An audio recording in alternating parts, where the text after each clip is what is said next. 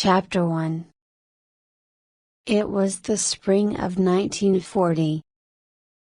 Tommy Beresford made sure he was smiling as he walked into the sitting room where his wife sat knitting. Mrs. Beresford looked up at him. "Anything interesting in the evening newspaper? Things look bad in France," Tommy said. "Well, why don't you ask me how it went? Darling, I don't need to ask," said Tuppence. "You're smiling the unhappiest smile I have ever seen. As bad as that? Much worse. I tell you, Tuppence, it's terrible when a man of 46 is made to feel like a grandfather. Army, Navy, Air Force, Foreign Office, they all say the same, I'm too old. They don't want me in any job. It's the same for me," complained Tuppence. "They don't want people of my age for nursing. They'd rather have a schoolgirl who's never seen a wound than a woman who worked in the Great War." "Well, it is comforting that Deborah has a job," Tommy said. "I could do as much as our daughter," remarked Tuppence. Tommy grinned. "She wouldn't think so." Tuppence gave a cry of anger. "Are we too old to do things? Isn't it true that we once caught a dangerous criminal? Isn't it true that we rescued a girl and important secret documents, and were thanked by a grateful country? Us. That was us. I'm so disappointed in Mr. Carter. But he no longer works in intelligence. He's old. He lives in Scotland and fishes." Tuppence sighed sadly. "I wish we could find a job, any job. I imagine the worst when I have so much time to think." As she spoke, she looked at the photograph of a very young man in an Air Force uniform, with the same wide smile as his father Tommy's. The doorbell rang. Tuppence got up. She opened the door to see a broad-shouldered man with a large, fair mustache and a cheerful red face. "Are you Mrs. Beresford?" "My name is Grant. I'm a friend of Lord Eastchampton's. He suggested that I visit you and your husband. Oh, come in." She led him into the sitting room. "Tommy, Mr. Grant is a friend of Mr. Carr. Of Lord Eastchampton's." Lord Eastchampton was the proper title of their old friend. But Tuppence always thought of him as Mr. Carter, the name he used when he was Chief of Intelligence and their boss. For a few minutes the three talked together, then Tuppence left the room. She returned a few minutes later with sherry and some glasses. Then Mr. Grant said to Tommy, "I understand you're looking for a job?" "Well, active service is only for the young men, but I can offer you some office work, which is better than nothing. Come to my office one day this week." And the telephone rang and Tuppence picked it up. "Hello, yes, what?" A loud voice, obviously in pain, spoke from the other end. "Oh, my dear, of course, I'll come now." She put down the phone. Tommy, that was Maureen. I'm so sorry, Mr. Grant, but I must go. My friend has fallen and hurt her ankle and I must go and help her. Do forgive me. Of course, Mrs. Beresford. Twopence hurried out. The door of the flat shut noisily. Tommy poured another glass of sherry for his guest. Thank you. In one way, your wife leaving is fortunate for us. It will save time. You see, Beresford, if you had come to the ministry, I would have asked you to do something special. East Hampton told us you were the man for the job. Tommy was delighted. Tell me. This is confidential. Not even your wife must know. Officially you will be working in Scotland, in a secret army area where your wife cannot join you. In fact you will be somewhere very different. You've read in the newspapers of the fifth column? You know what that means? The enemy within, Tommy said. Exactly. You know the war started badly for us. We did not want war and had not prepared for it. Well, we are correcting our mistakes and we can win this war, but only if we do not lose it first. And the danger of losing it comes, not from Germany, but from within. The fifth column is here, men and women in positions of power who believe in Nazi aims and want a Nazi government here. And we don't know who they are. We know there are at least 2 in powerful positions in the Navy, 1 in the Army and 3 in the Air Force, and several members in intelligence. We know because secret information is being given to the enemy. But what can I do? I don't know any of these people. Grant nodded. Exactly. And they don't know you. But these people do know our agents, so I cannot use them. That is why I went to East Hampton and he thought of you. It's 20 years since you worked for the department. Your face and name are not known. What do you say?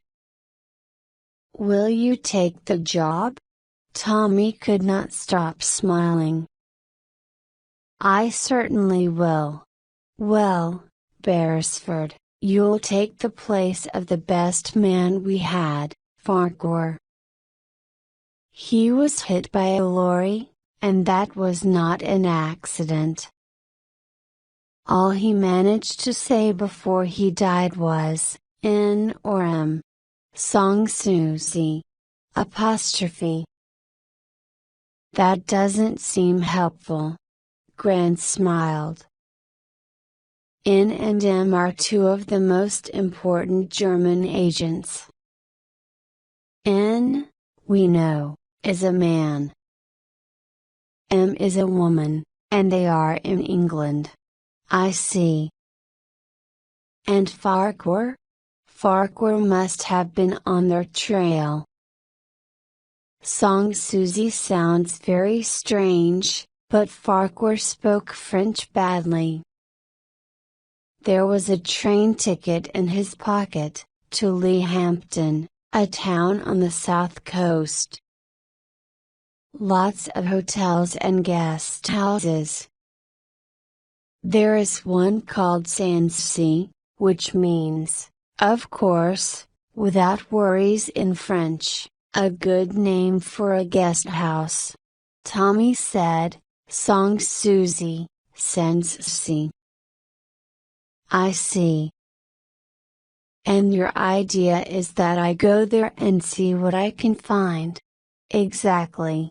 Tommy smiled again. Tommy went to Scotland 3 days later. Twopence said goodbye at the station, her eyes bright with tears. Once there, he took a train back to England again the next day.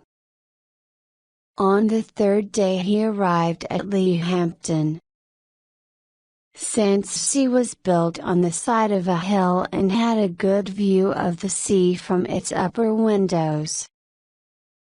The owner, Mrs. Brenna, was a middle-aged woman with a lot of black hair and a smile that showed a lot of very white teeth.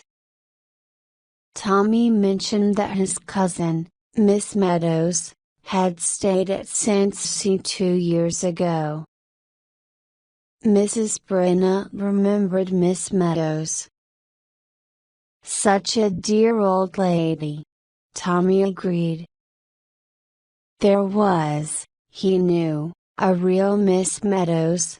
The department was careful about these details. And how is dear Miss Meadows? Tommy explained sadly that Miss Meadows had died. Mrs. Brenna said the proper words with the correct sadness.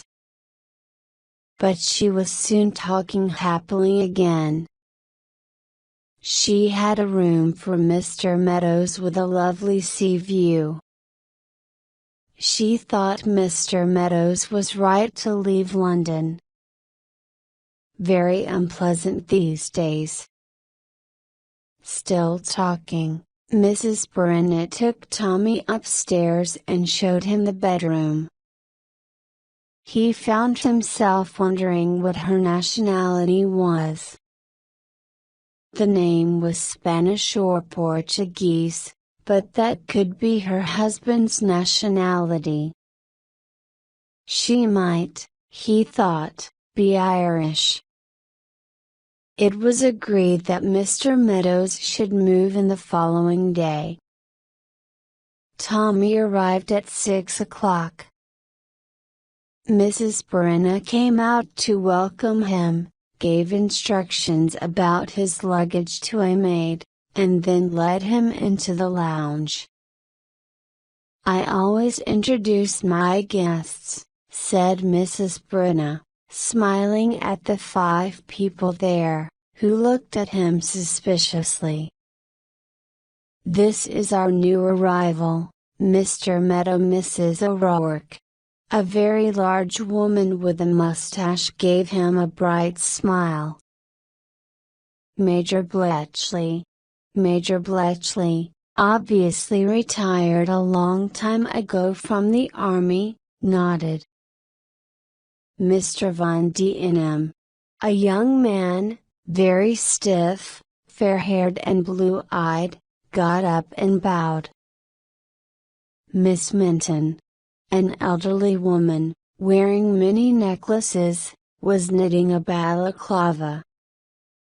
She smiled and laughed.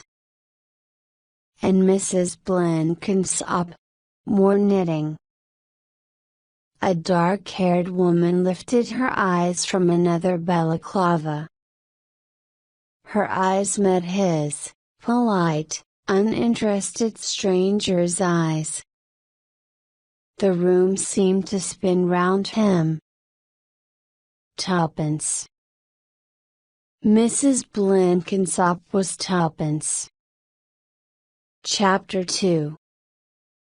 At dinner 4 more guests of Sensi appeared, a middle-aged couple, Mr. and Mrs. Cayley, and a young mother, Mrs. Spruth, who had come with her baby girl from London. She was placed next to Tommy and asked, "Do you think it's safe now in London?" Everyone seems to be going back. Before Tommy could reply, Miss Minton spoke up, You must not risk going back. Think of your sweet little Betty. You know they say that the blitzkrieg on England is coming soon, and a new type of poisonous gas, I believe. After dinner everyone moved into the lounge. The women started knitting again and Tommy had to listen to an extremely boring account of Major Bletchley's experiences in India. The fair young man went out, bowing at the door. Major Bletchley interrupted his own story to say to Tommy, "He's a refugee. Got out of Germany a month before the war. He's a German? Yes. His father was in trouble for criticizing the Nazis. 2 of his brothers are in concentration camps." The following morning Tommy rose early and walked down to the seafront. He saw a familiar figure coming in the other direction. Tommy raised his hat. "Good morning," he said pleasantly. "Mrs. Blenkinsop, is it not? How did you get here? Tell me how you managed it, Tuppence." The moment Grant talked of our Mr. Carter I knew it wouldn't be an office job, and that I was not going to be allowed to join in. So when I went to get the sherry, I ran downstairs to the Browns' apartment and telephoned Maureen. I told her to call me and what to say. She rang. I rushed off. Banged the hall door, but stayed inside, and then I simply listened to Mr. Grant. "And you overheard everything?" "Everything," smiled Tuppence happily. "But why call yourself Blenkinsop?" Tommy asked. "Why not? Why did you choose Meadows?" "I didn't choose it. I was told to name myself Meadows." "Mr. Meadows has a respectable past, which I have learned." "Very nice," said Tuppence. "Are you married?" "My wife died 10 years ago in Singapore." "Why in Singapore?" "We've all got to die somewhere." "What's wrong with Singapore?" "Oh, nothing. It's probably a most suitable place to die." "I'm a widow." "Not very intelligent and I sometimes say silly things. Where did your husband die?" "Probably at home." "I suppose he died of too much alcohol." "I have 3 sons, Douglas, who is in the Navy, Raymond is in the Air Force and Cyril, my youngest son, is in the Army." "Now, how are we going to cooperate?" Tommy said thoughtfully, "We mustn't be seen too much together. Number. I think chasing is best." "Chasing? I chase you." "I've had 2 husbands and I'm looking for a 3rd. You're the hunted widower. Every now and then I catch you." Everyone laughs and thinks it very funny. "Sounds perfect," agreed Tommy. He caught her arm. "Look over there." Near the pier they saw Karl von Dienem listening to a girl who was talking forcefully. "I think this is where you leave me," Tuppence murmured. "Right," agreed Tommy. He turned and walked off in the opposite direction. Twopence slowly continued her walk. As she passed the young couple she overheard a few words. "But you must be careful, Carl. The least suspicion." Words that suggested something? Yes, but they could mean anything. She turned and again passed the two.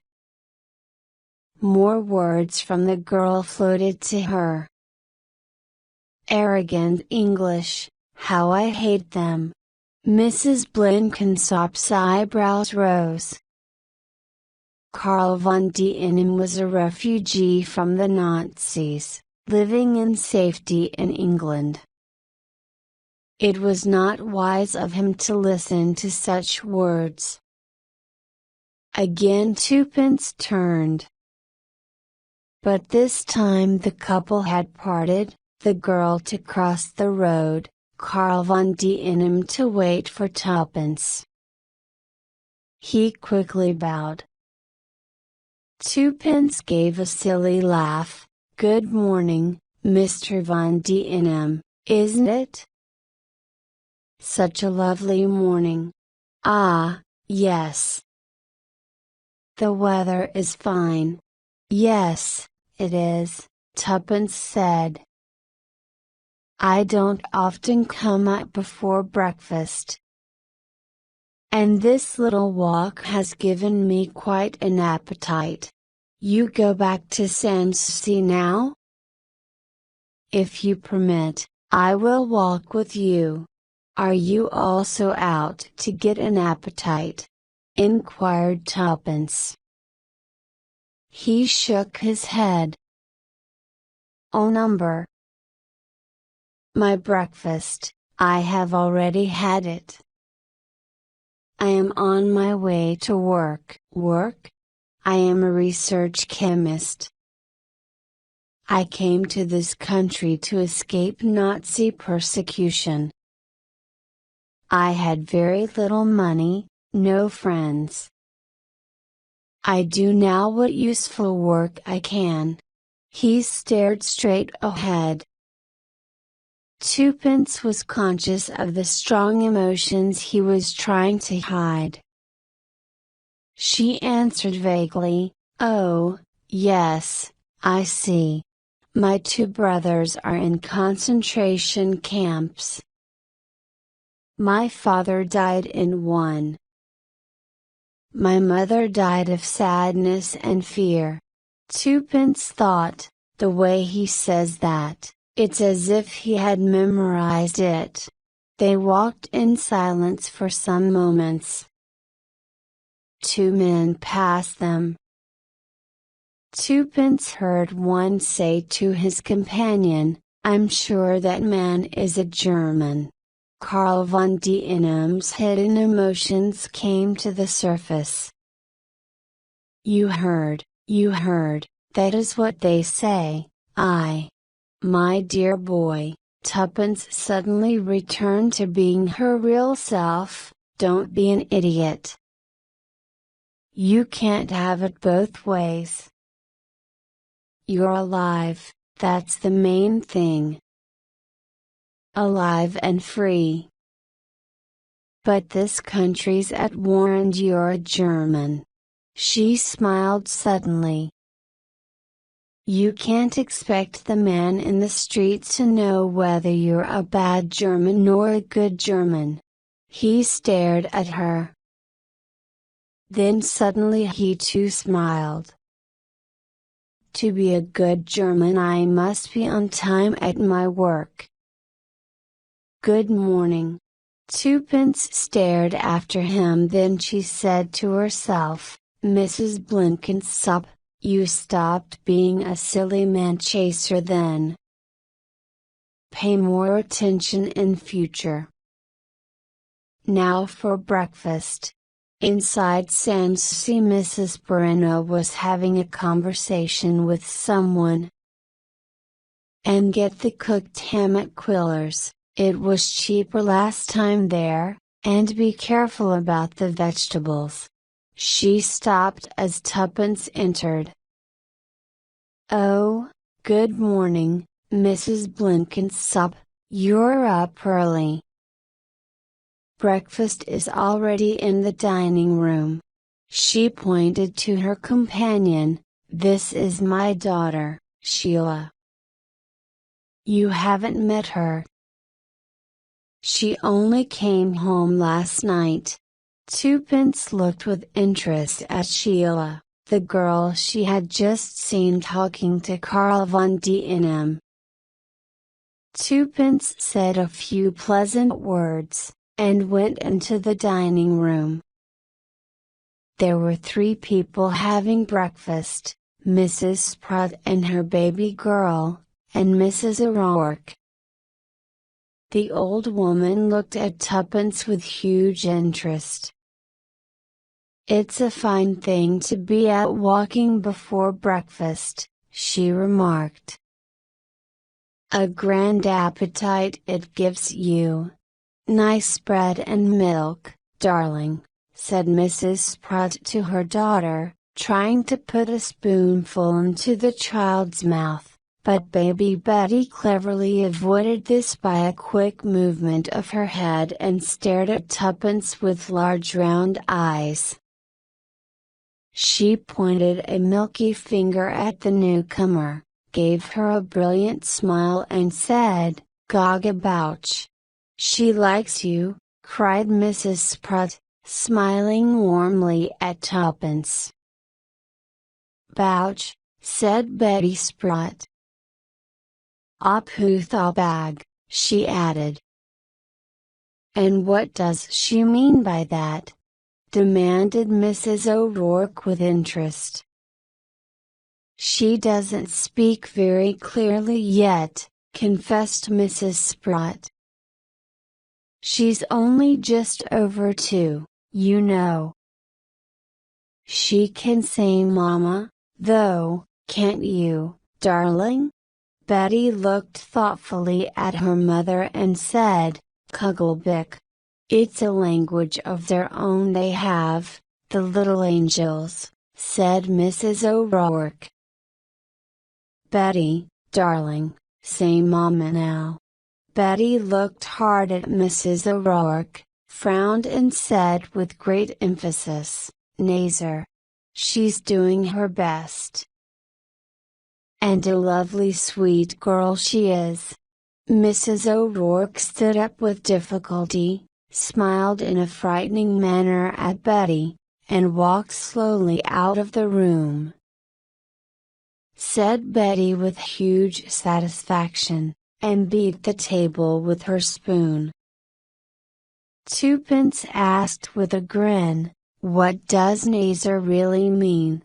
"I'm afraid it's what Betty says when she doesn't like anyone nor anything," Mrs. Spratt said, her face reddening. "I thought so," said Tuppence laughing. "Mrs. O'Rourke tries to be kind," said Mrs. Spratt, "but she is alarming with that deep voice." The door opened and Major Bletchley and Tommy appeared. Tuppence began to play the part of a man-chasing widow.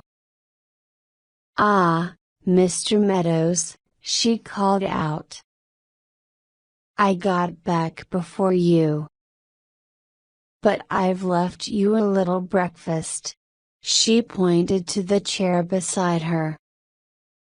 Tommy sat down at the other end of the table. Betty Spratt said "Putch" to Major Bletchley, who was delighted. "And how's little Miss Betty this morning?" Tuppence, who was watching all of them, thought, "There must be some mistake. There can't be anything suspicious going on here. There simply can't." Chapter 3. On the sunny terrace outside, Miss Minton was knitting. "Good morning, Mrs. Blenkinsop. I do hope you slept well. Mrs. Blenkinsop admitted that she never slept very well the first night or two in a strange bed, then added, "What a very pretty pattern that is you are knitting." Miss Minton looked pleased. "I'm not very good at knitting," Tuppence went on.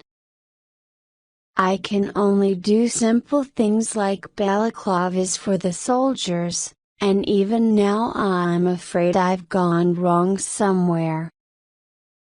I'd never done any before this terrible war. But one feels that one must do something. Oh yes, indeed." "And you have a boy in the Navy?" "Yes, my eldest. Then I have a boy in the Air Force, and Cyril, my youngest, is out in France. Oh dear, dear, how terribly worried you must be." Tuppence thought of her son. "Oh Derek, my darling Derek.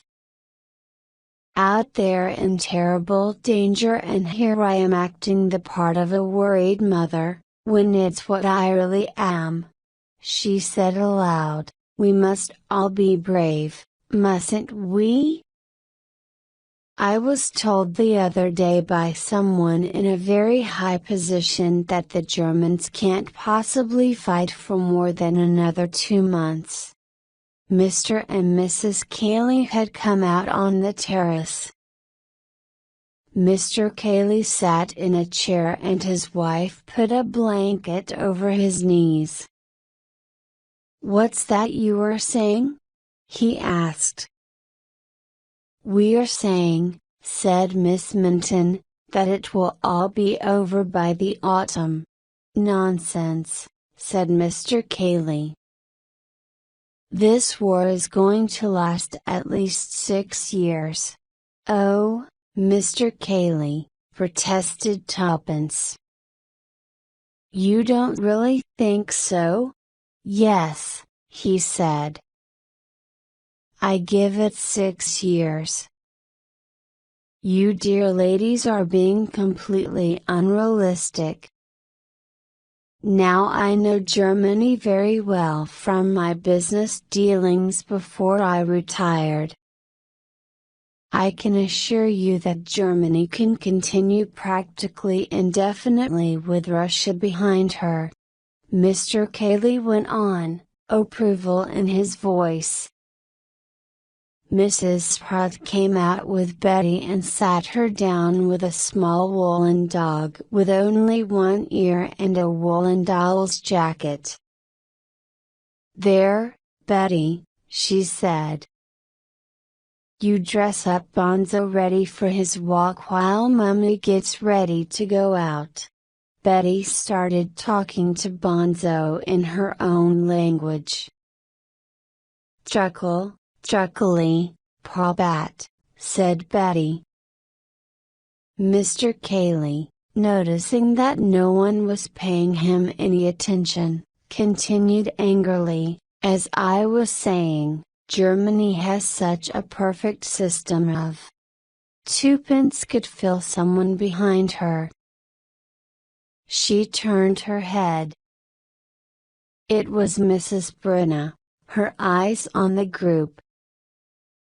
And there was something in those eyes, contempt. Tuppence thought, "I must find out more about Mrs. Brenna." Tommy was making friends with Major Bletchley. "You brought some golf clubs with you, didn't you, Meadows? We must have a game together. The course has lovely views over the sea. And it's never very crowded. What about coming along with me this morning?" "Thanks very much. I'd like it. I must say, I'm glad you've arrived," remarked Bletchley as they were walking up the hill. "There are too many women in that place. It gets annoying." I'm glad there's another man to talk to. You can't count Kaylee, the man talks of nothing but his health. If he went out for a good 10-mile walk every day, he'd be a different man. And I'm not sure about Von D&M. No? Said Tommy. Number. This refugee business is dangerous. I'd interned a lot of them. We need to be cautious. Carl von D&M came over here only a month before the war began. That's a bit suspicious. Then you think? Began Tommy. Spying.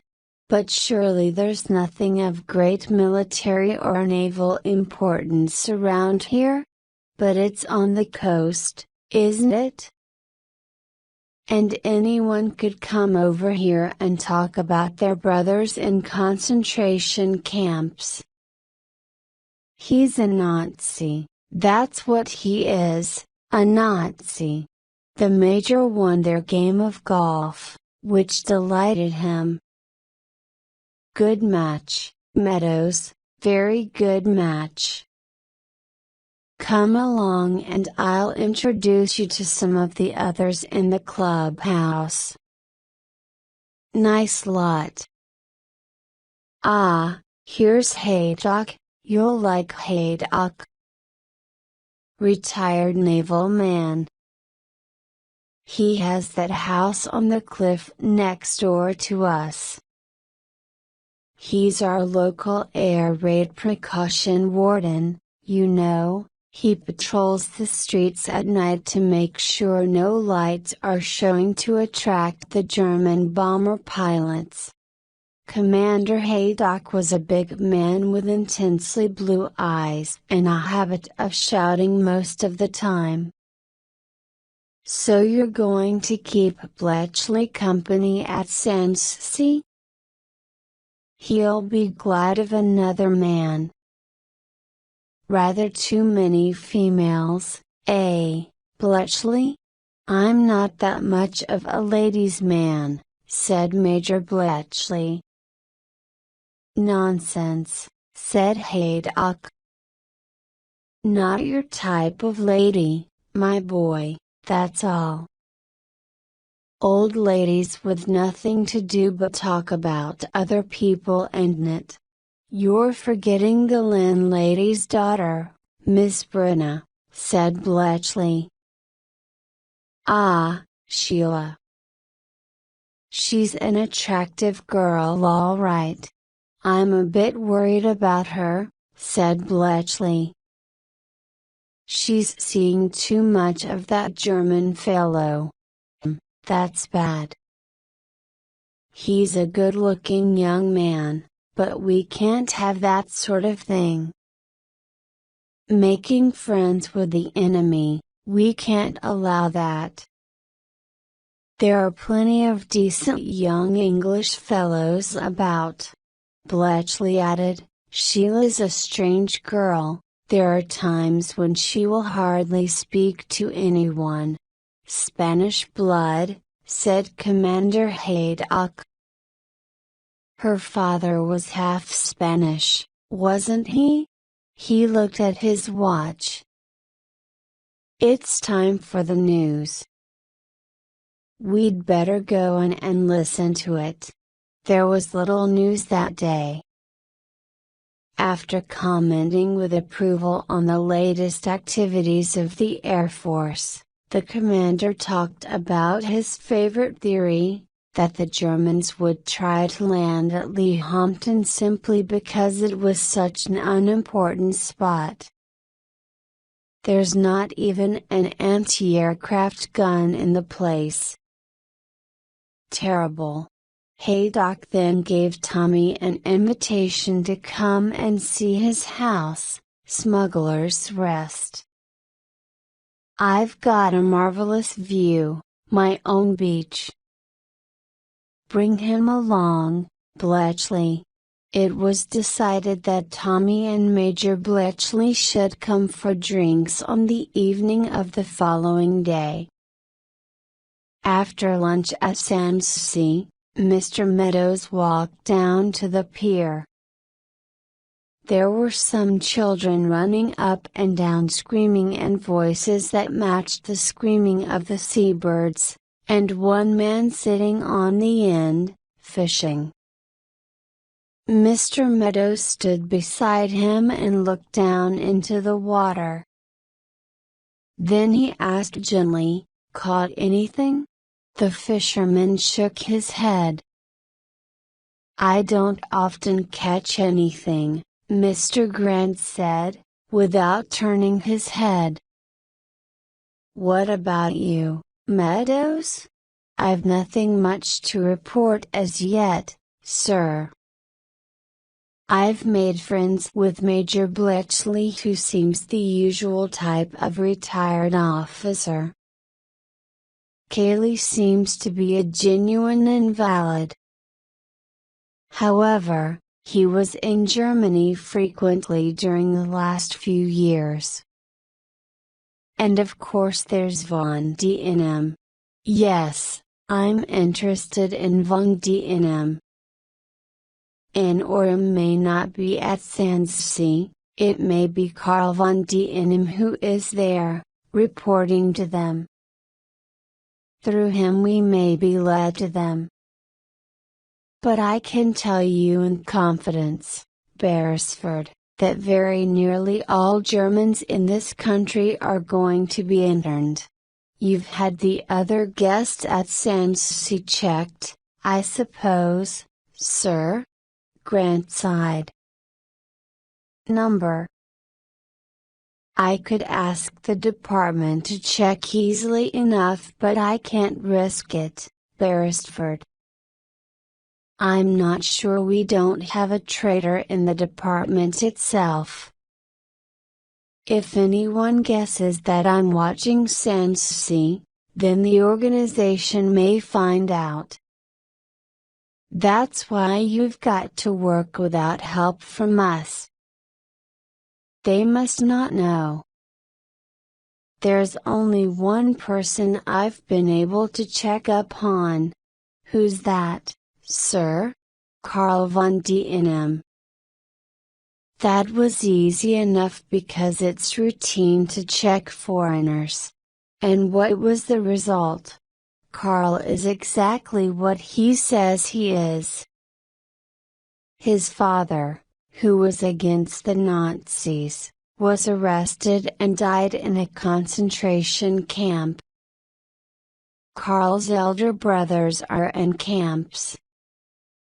His mother died a year ago. He got to England a month before war began. Von D&M said he wanted to help this country, and his work in a chemical research laboratory has been excellent. Then he's all right? Not necessarily. There are two possibilities. The whole Von D&M family could be deceiving us. Or else this is not the real Karl von D&M but a man playing the part of Karl von D&M. He seems a very nice young man, said Tommy slowly. Sighing unhappily, Grant replied, "They nearly always are." "But what about the women in this place? I think there's something strange about the woman who runs it." "Mrs. Brenna?"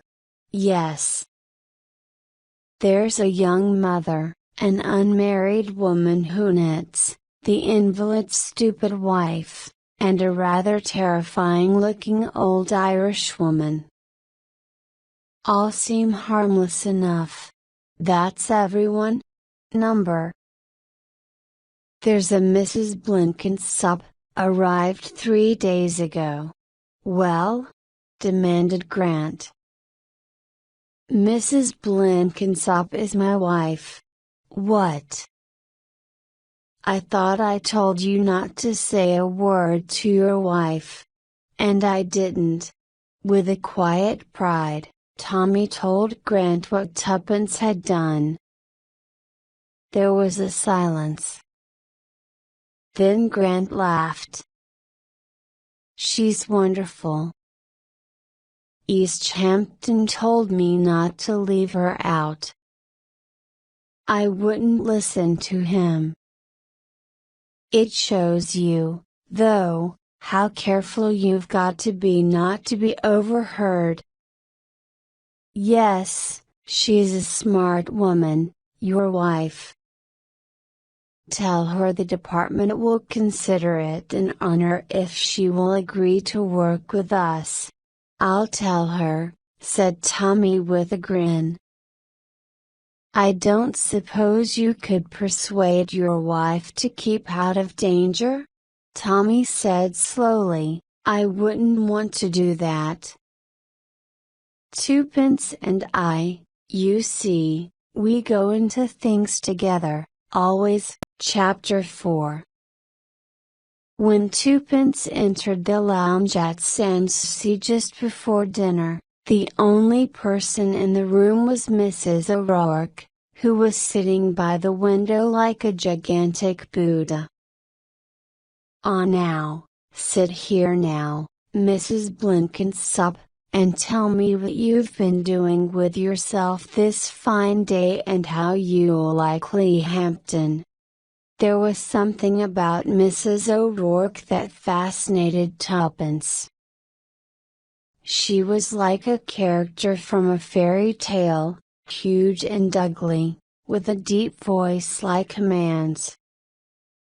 Tuppence replied that she thought she was going to like Leighampton very much, and be happy there. That is, she added in an unhappy voice, as happy as I can be anywhere with this terrible anxiety that's with me all the time. Ah now, don't you be worrying yourself. Those boys of yours will come back to you safe and sound. One of them's in the Air Force, I think you said? Yes, Raymond. And is he in France now? Or in England? He's in Egypt according to his last letter. Well, that's not exactly what he said. We have a little private code, if you know what I mean. You see, I feel I must know just where he is. Mrs. O'Rourke nodded her Buddha-like head. I know how you feel. If I had a boy out there, I'd be fooling the censor in the same way. I feel so lost without my 3 boys, Tuppence said sadly. There's always been at least one of them at home. So I thought I'd come somewhere quiet. Again the Buddha nodded. I agree with you entirely. London is no place to be at the present. I've lived there myself for many years now. I used to sell antiques and I had a shop in Chelsea. I had lovely stuff there and some good customers. But there you are, when there's a war on, no one is interested in buying antiques. But I'm not one of those that's always complaining, not like Mr. Cayley with his illnesses and his talk of his failing business. Of course it's going badly, there's a war on, and there's his wife who never says no to him. Then there's that little Mrs. Sprott, always worrying about her husband, Arthur. Is he out at the front? No. He's a clerk in an office, and so terrified of air raids he sent his wife down here at the beginning of the war.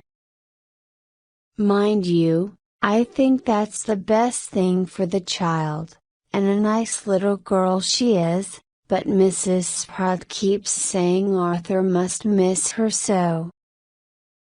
But if you ask me, Arthur's not missing her much. Twopence murmured, I'm terribly sorry for all these mothers. I do understand why they are sending away the children from the cities. The Germans won't bomb the countryside, will they? But if you let your children go away without you, you never stop worrying. And if you go with them, it's hard on the husbands left at home.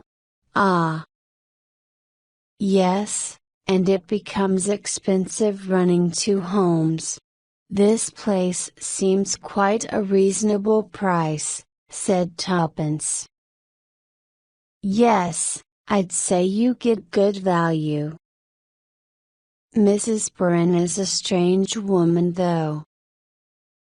There's been a great drama in that woman's life, I'm certain of that. Do you really think so? I do. And the mystery she makes of herself. And where do you come from in Ireland? I asked her. And would you believe it, she said she was not from Ireland at all. You think she is Irish? Of course she's Irish. I know my own countrywoman. I could name you the county she comes from. But there. I'm English, she says, and my husband was a Spaniard. Mrs. O'Rourke stopped speaking as Mrs. Sprott came in, followed by Tommy.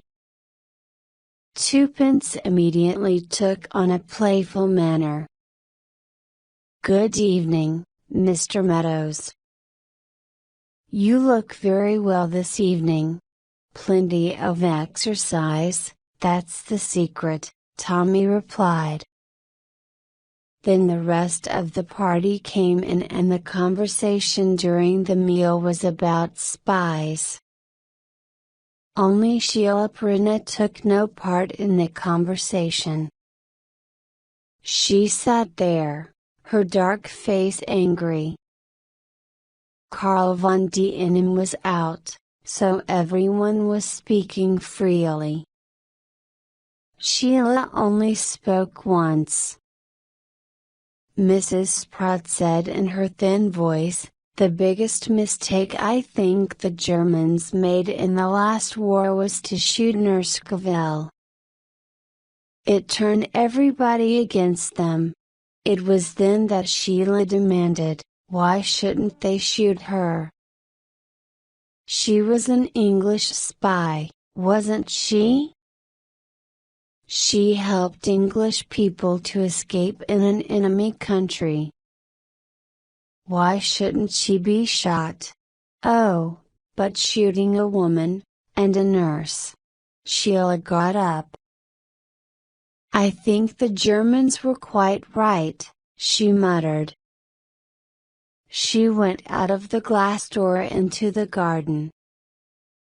Everyone then went into the lounge for coffee.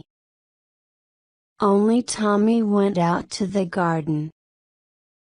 He found Sheila Perrine standing by the garden wall, staring out at the sea. He offered her a cigarette, which she accepted. Lovely night, he commented. In a low voice, the girl answered, it could be. If it weren't for the war, you mean? He asked quietly. I don't mean that at all.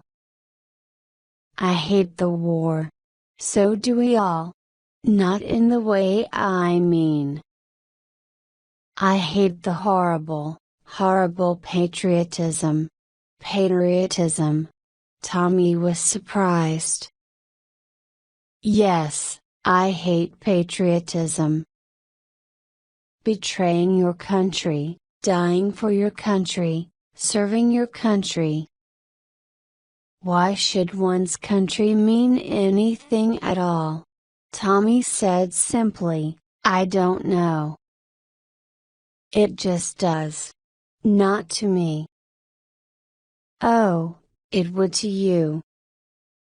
You believe in the British Empire, and the stupidity of dying for one's country. My country, said Tommy, won't let me die for it. Yes, but you want to.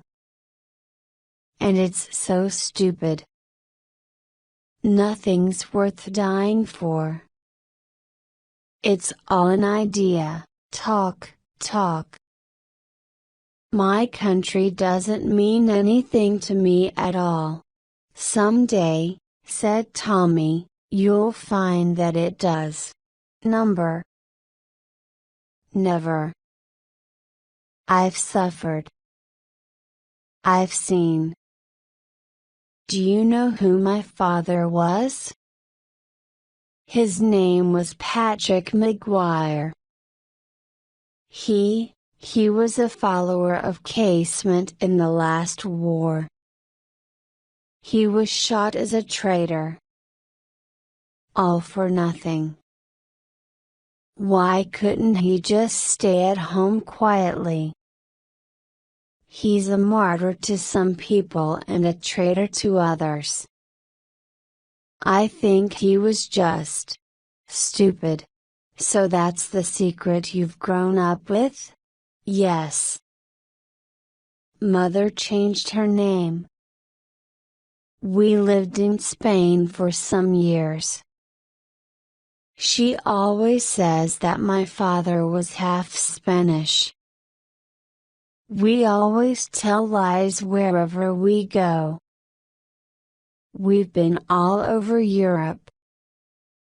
Finally we came here, and I think running this guest house is the worst thing we've done yet. I hate it. How does your mother feel about things? Tommy asked. You mean about my father's death? Sheila was silent a moment, thinking carefully about the question. She said slowly, I've never really known. She never talks about it. It's not easy to know what mother feels or thinks. Tommy nodded his head thoughtfully. I don't know why I've been telling you this, Sheila said abruptly. I got angry. Where did it all start? A discussion on Edith Cavell. Oh, yes, patriotism. I said I hated it. Aren't you forgetting Nurse Cavell's own words? What words? Before she died. Don't you know what she said? He repeated the words, patriotism is not enough. I must have no hatred in my heart. Oh. She stood there for a moment. Then, turning quickly, she ran off into the shadow of the garden. Mrs. Blenkinsop stopped at the post office. She bought stamps and went into one of the public phone boxes. There she rang up a certain number and asked for Mr. Faraday. This was how they contacted Mr. Grand. She came out smiling and walked home, stopping on the way to buy some knitting wool.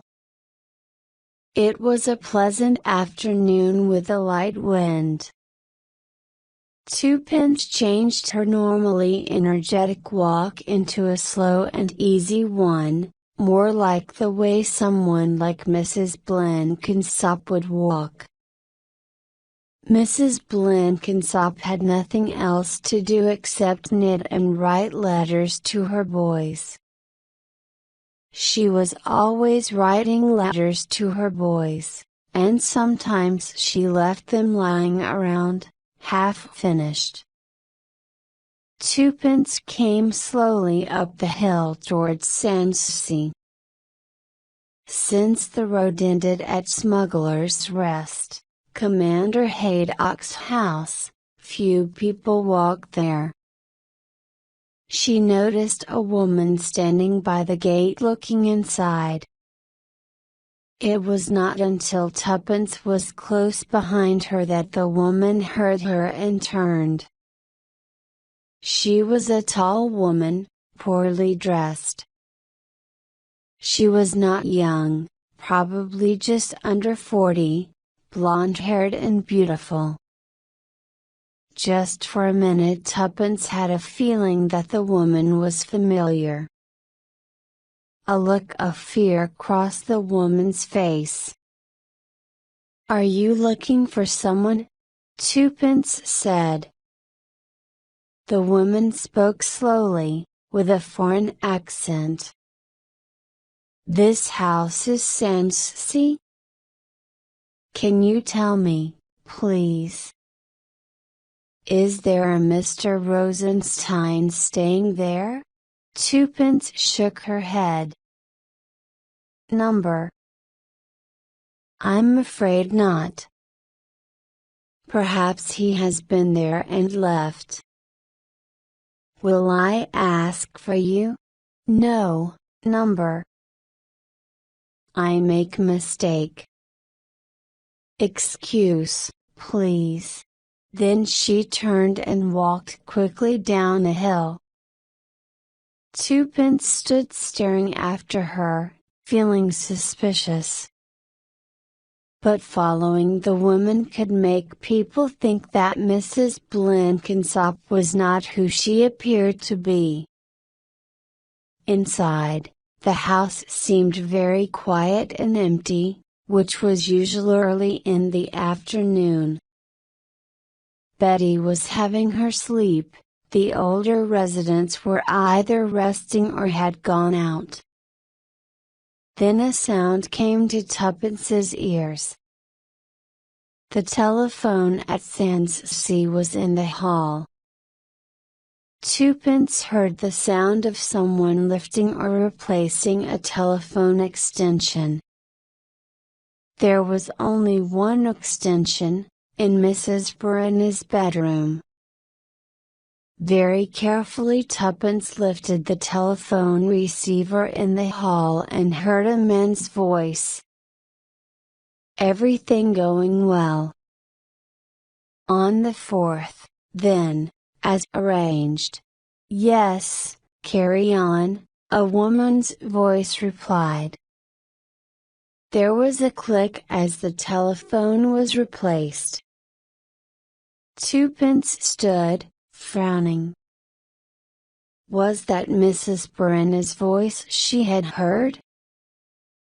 It was difficult to say. There was movement behind her and Twopence put down the receiver as Mrs. Brenna spoke. "It is such a pleasant afternoon.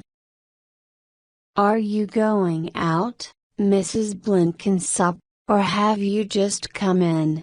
So it was not Mrs. Brenna who had been in Mrs. Brenna's room. Twopence said something about having had a lovely walk and moved to the staircase.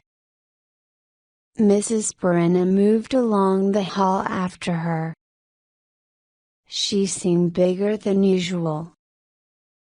Twopence was conscious of her as a strong athletic woman. She hurried up the stairs.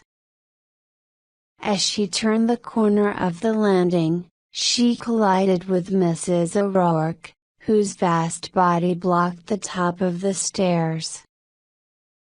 "Dear, dear, Mrs. Blenkinsop, you seem to be in a great hurry." There was, as always, a frightening quality about Mrs. O'Rourke's smile. And suddenly Twopence felt afraid. The big smiling Irishwoman, with her deep voice, blocking her way, and below Mrs. Brenna at the foot of the stairs. And then suddenly the tension broke as a little figure ran along the top hall, little Betty Sprout shouting happily as she threw herself on tuppence. The atmosphere had changed. Mrs. O'Rourke, a big friendly figure, cried out, "Ah, the darling!" Below, Mrs. Brenna had turned away to the door that led into the kitchen.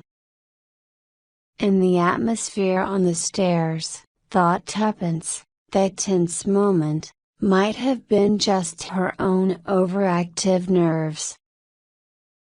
Chapter 5. Commander Haydock welcomed Tommy and Major Bletchley with enthusiasm and insisted on showing Mr. Meadows all over my little place. Smuggler's Rest had been 2 cottages standing on the cliff overlooking the sea. A London businessman had bought them and made them into one. There was a small cove below, but the path down to it was dangerous. Then, some years ago, explained Haydock, Smugglers was sold to a man called Han. He was a German, and if you ask me, he was a spy. The Nazis are methodical. They were preparing even then for this war. Look at the situation of this place, it's perfect for sending signals out to sea. And there's a cove below where you could land a small boat without being seen. Oh yes, don't tell me that Han wasn't a German agent.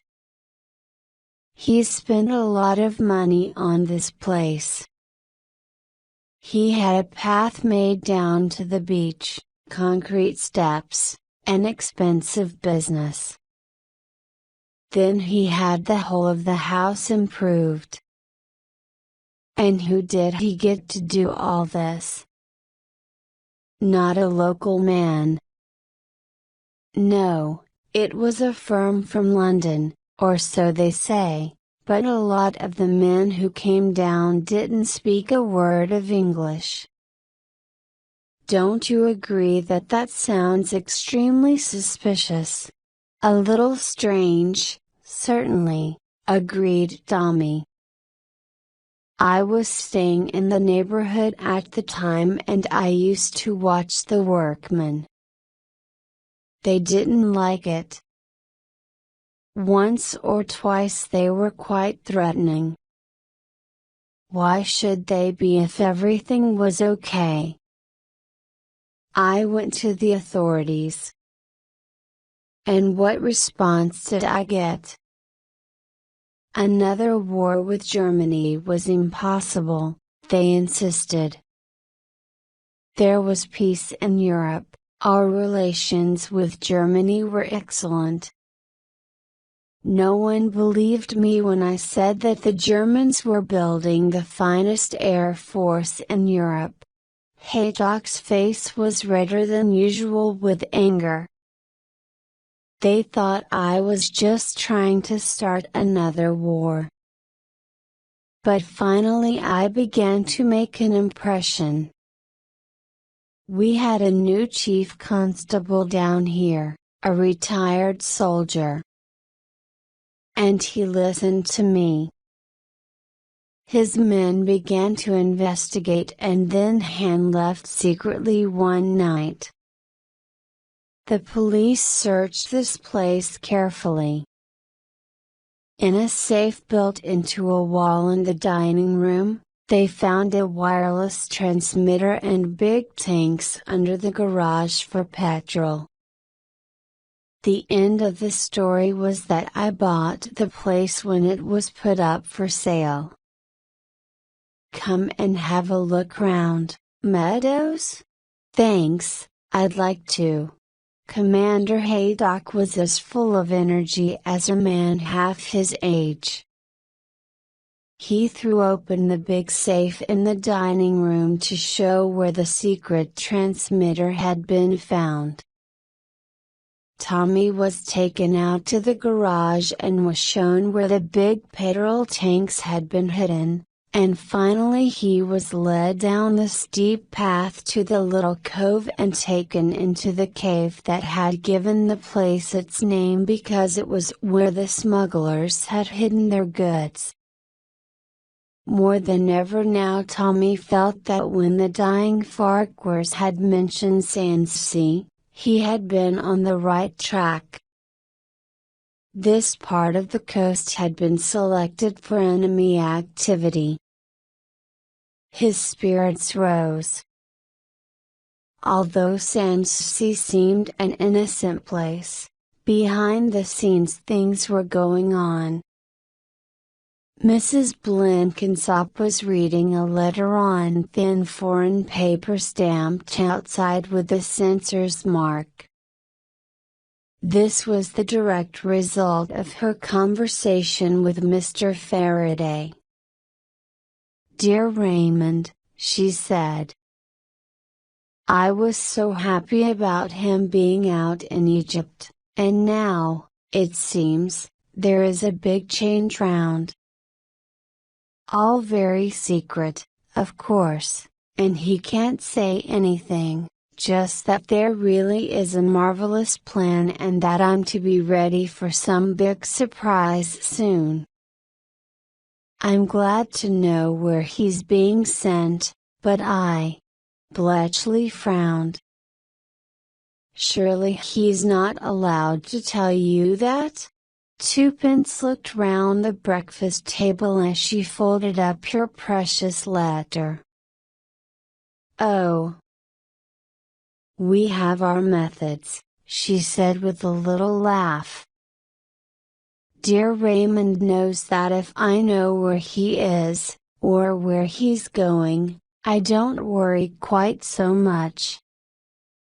It's quite a simple code, too.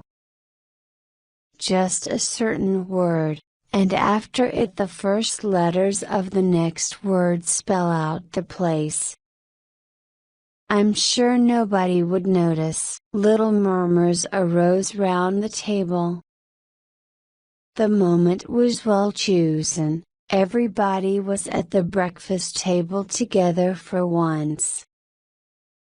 Bletchley, his face red, said, "Mrs. Blenkinsop, that's a very stupid thing to do. It's the movements of soldiers and airmen that are just what the Germans want to know." "Oh, but I never tell anyone!" cried Tuppence. "And I'm very careful never to leave letters around.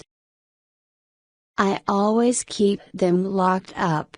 Bletchley shook his head. It was a grey morning with the wind blowing coldly from the sea. Twopence was at the far end of the beach. As she reached the bottom of the cliff, her attention was caught by two figures standing talking a little way up. It was the same fair-haired woman she had seen the day before and Karl von D. At that moment the young German turned his head and saw her. Immediately, the two figures parted. The woman came quickly down the hill and crossed the road. Karl von D. waited until Tuppence came up to him. Then, politely, he wished her good morning. Twopence inquired immediately, "Was that a friend you were talking to, Mr. D. "Not at all," said Karl. "She is Polish and asked me if I knew a Mrs. Gottlieb she thinks lives near here. I do not, and she says she has, perhaps, got the name of the house wrong." "I see," murmured Twopence thoughtfully. Mr. Rosenstein. Mrs. Gottlieb. She felt a growing suspicion about the Polish woman. That evening, before she went to bed, Tuppence pulled out the long drawer of her dressing table. At one side of it was a small box with a cheap lock. Twopence put on gloves, unlocked the box, and opened it. A pile of letters lay inside. On the top was the one received that morning from Raymond. Twopence opened it again and frowned. She had placed an eyelash in the fold of the paper this morning. The eyelash was not there now. Somebody was interested in the movements of the British Armed Forces. Who had read her letters? Twopence thought about it as she lay in bed the following morning. Her thoughts were interrupted by Betty Spratt, who opened the door and ran in. Betty had taken a great liking to Tuppence. She climbed up on the bed and pushed a torn picture book under Tuppence's nose, commanding her to read it. Only she said what as she couldn't pronounce the letter R yet. Twopence read obediently. Goosey goosey gander, whither will you wander? Upstairs, downstairs, in my lady's chamber. Betty rolled about with laughter, repeating in delight, and then down, and rolled off the bed with a thump. This was repeated several times, then Betty crawled about the floor playing with Tuppence's shoes and talking busily to herself. Then she looked up at Tuppence again and said, "Agbu bait? Agbu bait?" "Lovely, darling," said Tuppence, not knowing what Betty was saying. "Beautiful." Satisfied, Betty started talking to herself again, and Twopence lay planning what to do next, with Tommy's help. Suddenly Mrs. Spratt came running in, looking for Betty. "Oh, here she is." "Oh, Betty, you naughty girl, Mrs. Blenkinsop, I am so sorry." Twopence sat up in bed and looked at Betty, who, with an innocent face, had removed the laces from Tuppence's shoes and put them in a glass of water. Twopence laughed. "How funny." "Don't worry, Mrs. Spratt, they'll be okay." "It's my fault. I should have noticed what she was doing." "She was rather quiet." "I know," Mrs. Spratt sighed. "Whenever they're quiet, it's a bad sign." Mrs. Spratt carried Betty away and Twopence got up to put her plan into action. Chapter 6. That day Mrs. Blenkinsop received a letter from her son Douglas. Mrs. Blenkinsop was so excited that everybody at Semsey heard about it. The letter had not been censored at all, she explained, because one of Douglas's friends coming on leave had brought it, so Douglas had been able to write quite openly. "And it just shows," declared Mrs. Blenkinsop, "how little we really know of what is going on." After breakfast she went upstairs to her room and put the letter away. Then she went downstairs again. She had already told everyone that she was going up to London for the day to see her lawyer and do a little shopping. And although she had no wish to do so, Mrs. Blenkinsop had said that she was going to London, and to London she must go. It was not until the next day that Tuppence was able to have a meeting with Tommy. Mrs. Blenkinsop met Mr. Meadows as he was taking a walk on the beach. "Well?" said Tuppence. "Did you see anyone go into my room?" Tommy nodded his head. "The maids went in to clean the room, of course. And Mrs. Brenna went in, but that was when the maids were there. And Betty ran in once and came out with a woolen dog. Anyone else?" "One person," said Tommy slowly. "Karl von D&M. At lunchtime. He came out from the dining room early, came up to his room, then went across the passage and into yours. He was there about a quarter of an hour." "That settles it, I think." Tuppence nodded. Yes, it was quite clear now. Karl von D&M could have had no reason for going into Mrs. Blenkinsop's bedroom and remaining there for a quarter of an hour, except for one. "I'm sorry," she said slowly. "So am I," said Tommy. "He's a nice boy. Well, I think we can agree that Karl von D&M is working with Sheila and her mother," said Tuppence. "Probably Mrs. Brenna is in charge and that foreign woman who was talking to Karl yesterday must be involved somehow. What do we do now?" Tommy asked. "We must search Mrs. Brenna's room. And we must follow her and see where she goes and who she meets. Tommy, let's get Albert down here." Many years ago Albert, who had worked in a hotel, had helped the young Beresfords. Afterwards he had gone to work for them as a general servant.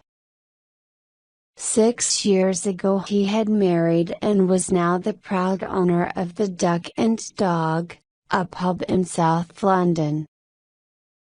Tuppence continued quickly, "Albert will be really excited. He can stay at the pub near the station and he can follow the Brennas for us, or anyone else. What about Mrs. Albert?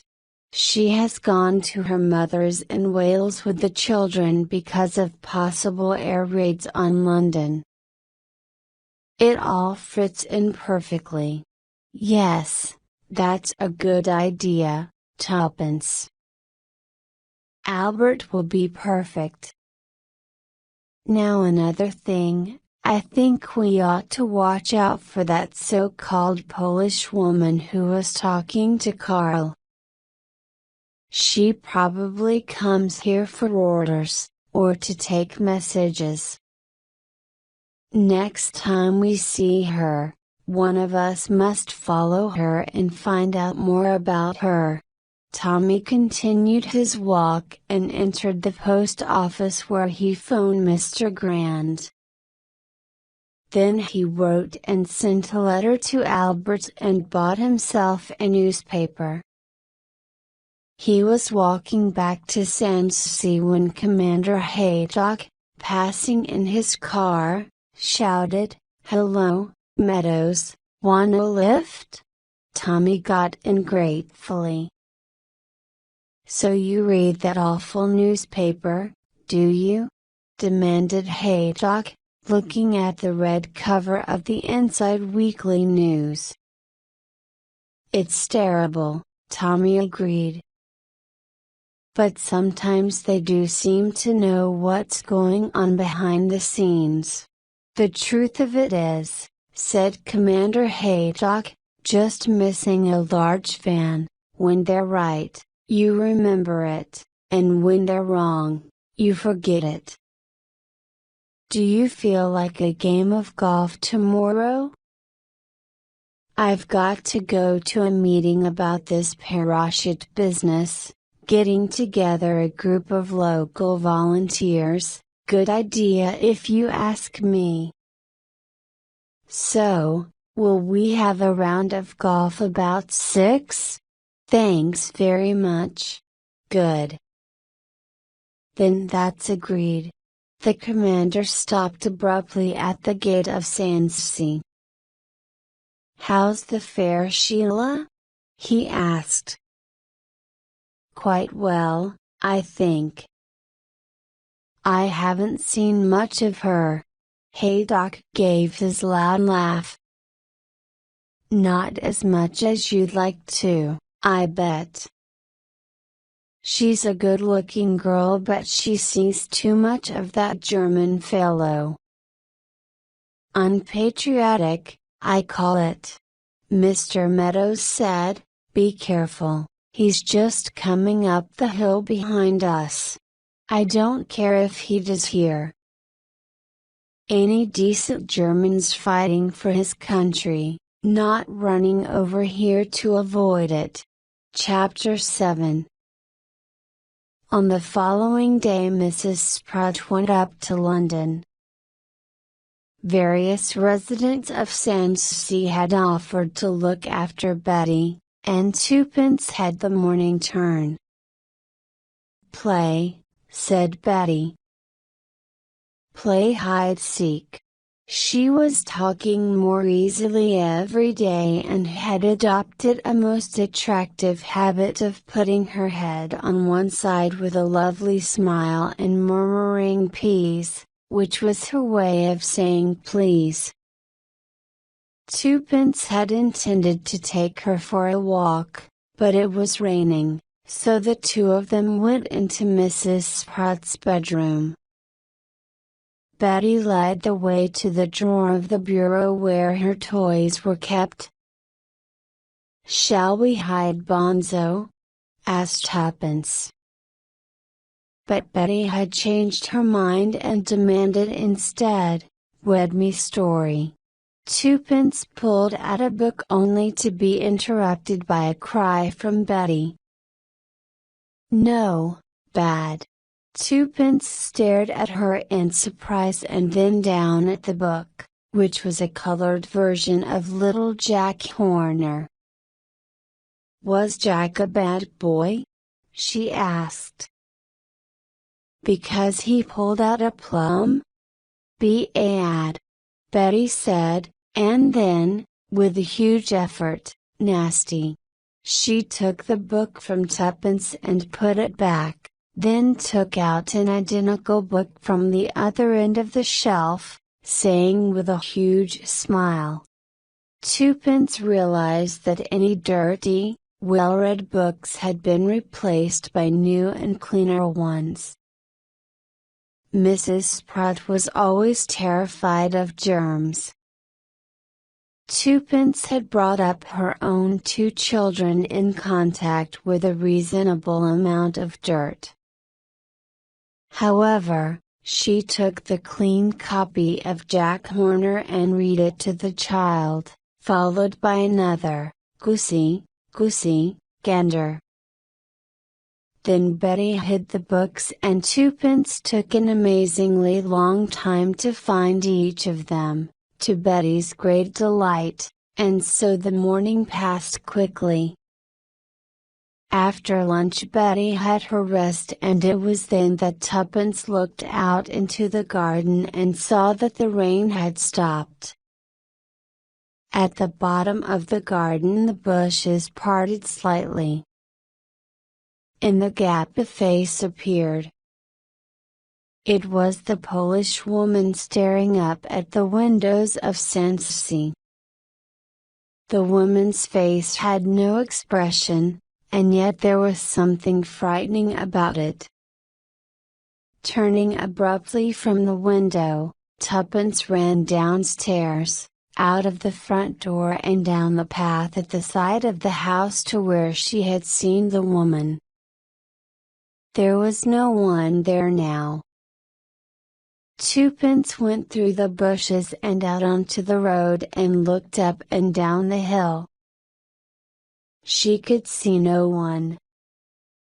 Troubled, she turned and went back into Sanssouci. Could she have imagined the whole thing? No, the woman had been there. She felt a strange sense that something bad was going to happen. Now that the weather had improved, Miss Minton was taking Betty out for a walk. They were going down to the town to buy a toy duck to sail in Betty's bath. Betty was very excited and the two set off together, Betty saying happily, "Buy a duck. Buy a duck. For Betty barf. For Betty barf." 2 matchsticks, left crossed on the marble table in the hall, was the code that told Tuppence that Mr. Meadows was spending the afternoon following Mrs. Bruna. Tuppence went to the lounge and sat with Mr. and Mrs. Cayley. Mr. Cayley was unhappy. He had come to Leahampton, he explained, for rest and quiet, and what quiet could there be with a child in the house? All day long she was screaming and running about, jumping up and down. His wife murmured that Betty was really a dear little girl, but the comment only annoyed him more. No doubt, said Mr. Cayley. But her mother should keep her quiet. There are other people to consider. Invalids, people who need to rest. Quickly, Tuppence changed the subject. I wish you would tell me your views on life in Germany. You've traveled there several times and it would be interesting to have your point of view. Mr. Cayley smiled. Dear lady, in my opinion. Tuppence, murmuring an occasional "Now that's very interesting," listened with close attention. She was quickly convinced that Mr. Cayley was an admirer of the Nazi system. He clearly thought, though he did not say it openly, how much better it would have been if England and Germany had taken sides against the rest of Europe. Nearly 2 hours later they were interrupted by the return of Miss Minton, Betty, and the duck. Looking up, Tuppence caught a strange expression on Mrs. Cayley's face. It might have been simply a wife's jealousy at her husband paying so much attention to another woman. It might have been concern that Mr. Cayley was speaking too clearly about his political views. It certainly expressed dissatisfaction. Tea came next and soon after that came the return of Mrs. Spratt from London exclaiming, "I do hope Betty's been good?" Mrs. Spratt then sat down, drank several cups of tea, and spoke excitedly about what she had bought in London, the crowd on the train, what a soldier recently returned from France had told the people in her train carriage, and what a girl in a shop had told her of shortages to come. The conversation was, in fact, completely normal. It went on afterwards on the terrace outside, for the sun was now shining. Betty rushed happily about, going into the bushes and returning with a leaf, or little stones which she placed in the lap of one of the grown-ups. She would give an explanation in her own little language, which no one could understand, of what they represented. Fortunately she required little response in her game, being satisfied with an occasional, "How nice, darling." Is it really? There had never been an evening more typical of Sanssouci. There was talk about the war. Can France fight back? What is Russia likely to do? Could Hitler invade England if he tried? Will Paris fall to the Germans? Suddenly, Mrs. Sprott glanced at her watch. Goodness, it's nearly 7. I ought to have put that child to bed ages ago. Betty. It was some time since Betty had returned to the terrace, though no one had really noticed. Mrs. Sprott called her with growing impatience. Betty. Where can the child be? Mrs. O'Rourke said with her deep laugh, doing something naughty, I've no doubt about it. It's always the way when there's quiet, Betty. I want you. There was no answer and Mrs. Sprott rose impatiently. I suppose I must go and look for her. I wonder where she can be? Miss Minton suggested that she was hiding somewhere, but Betty could not be found, either inside or outside the house. They went round the garden calling and they looked in all the bedrooms. There was no Betty anywhere. Mrs. Sprott began to get annoyed. It's very naughty of her, very naughty indeed.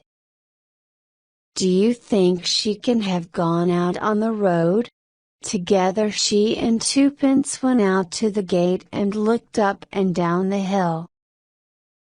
There was no one in sight except a delivery boy with a bicycle standing talking to a maid at the door of the house across the road. Twopence and Mrs. Sprott crossed the road and Mrs. Sprott asked if either of them had seen a little girl. The maid asked, "A little girl in a green dress?" Mrs. Sprott replied eagerly, "That's right.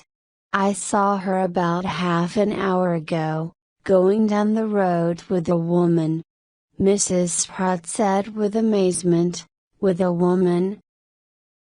What sort of a woman?" The girl seemed slightly embarrassed. "Well, what I'd call a strange-looking woman. I'm sure she was foreign.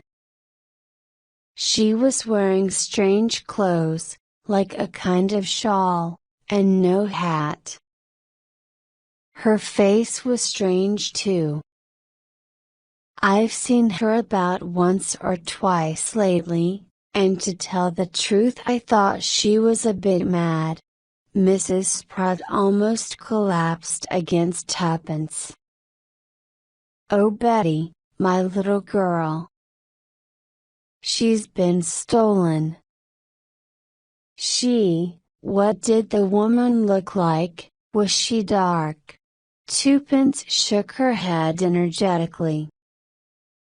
"No, she was fair, very fair, with a wide face and blue eyes set very far apart." She saw Mrs. Sprott staring at her and hurried to explain, "I've noticed her around here. Karl von Dienem was speaking to her one day. It must be the same woman. The servant girl agreed. That's right. Fair-haired she was. Oh, cried Mrs. Sprott. What shall I do? Twopence put an arm round her. Come back to the house, have a little brandy, and then we'll ring up the police. It's all right. We'll get her back. Mrs. Sprott cried out weakly, she's some dreadful German woman, I expect. She'll kill my Betty. Nonsense, said Tuppence. It will be all right. I expect she's just some woman who's not quite right in her head. But she did not believe her own words, she did not believe for one moment that the calm blonde woman was mad. Karl, thought Tuppence, would Karl know? Had he had anything to do with this? However, a few minutes later she started to doubt this assumption. Karl von D&M, like the rest, seemed completely surprised. As soon as the facts were told, Major Bletchley took control. Now then, dear lady, he said to Mrs. Sprott. Sit down here and just drink a little of this brandy. I'll contact the police station immediately. Mrs. Sprott murmured, wait a minute. There might be something. She hurried up the stairs and along the passage to her room. A minute or two later they heard her footsteps running along the upstairs hall. She rushed down the stairs and took Major Bletchley's hand from the telephone receiver, which he was just about to lift. No, no. You mustn't, you mustn't. And crying wildly, she collapsed into a chair. They crowded round her. In a minute or two, she recovered herself.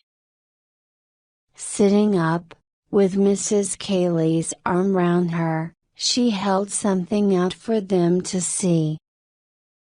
I found this on the floor of my room. It had been wrapped round a stone and thrown through the window. Look what it says. Tommy took it from her and unfolded it. It was a note, written in big, bold letters. We have got your child. She is safe. You will be told what to do soon. If you go to the police, your child will be killed. Say nothing. Mrs. Sprott was repeating faintly, Betty, Betty. Everyone was talking at once. The dirty murdering criminals, exclaimed Mrs. O'Rourke. Brutes! Shouted Sheila Brenna.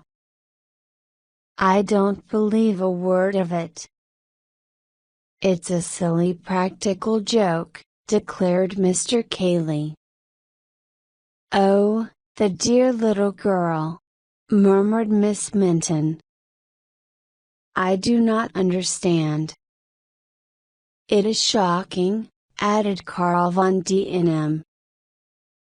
And above everyone else the loud voice of Major Bletchley. We must inform the police at once.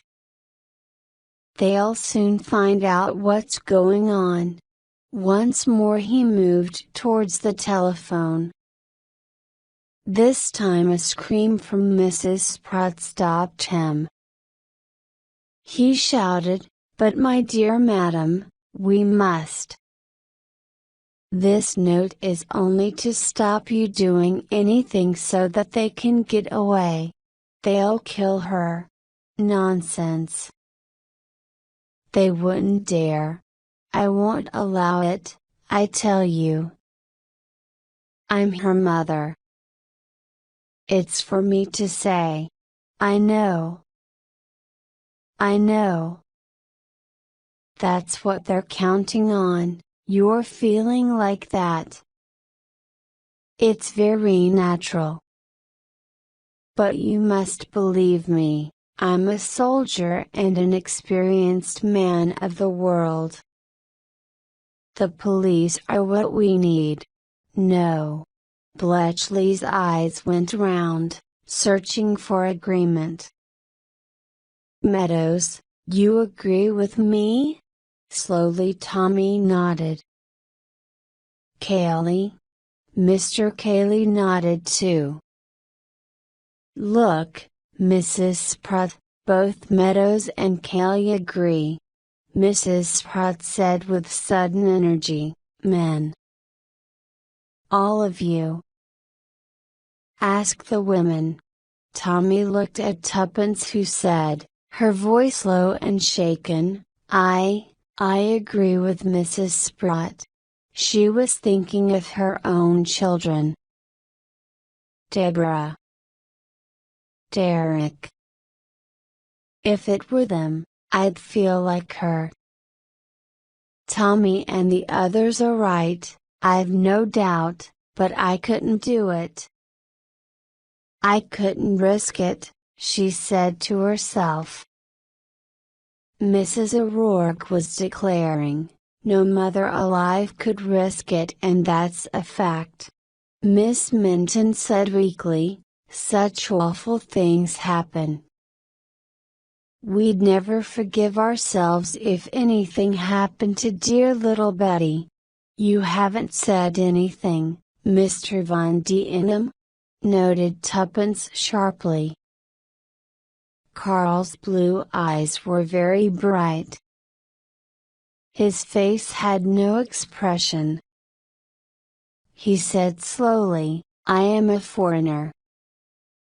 I do not know your English police. How good they are, how quick. Someone had come into the hall. It was Mrs. Brenna, her cheeks were red. Evidently she had been hurrying up the hill. What's all this? She asked. Her voice was commanding, not the pleasant guest house owner, but a woman of force. They told her, a confused story told by too many people, but she understood it quickly. She held the note for a minute, then she handed it back. Her words were sharp and authoritative. The police? They'll be no good.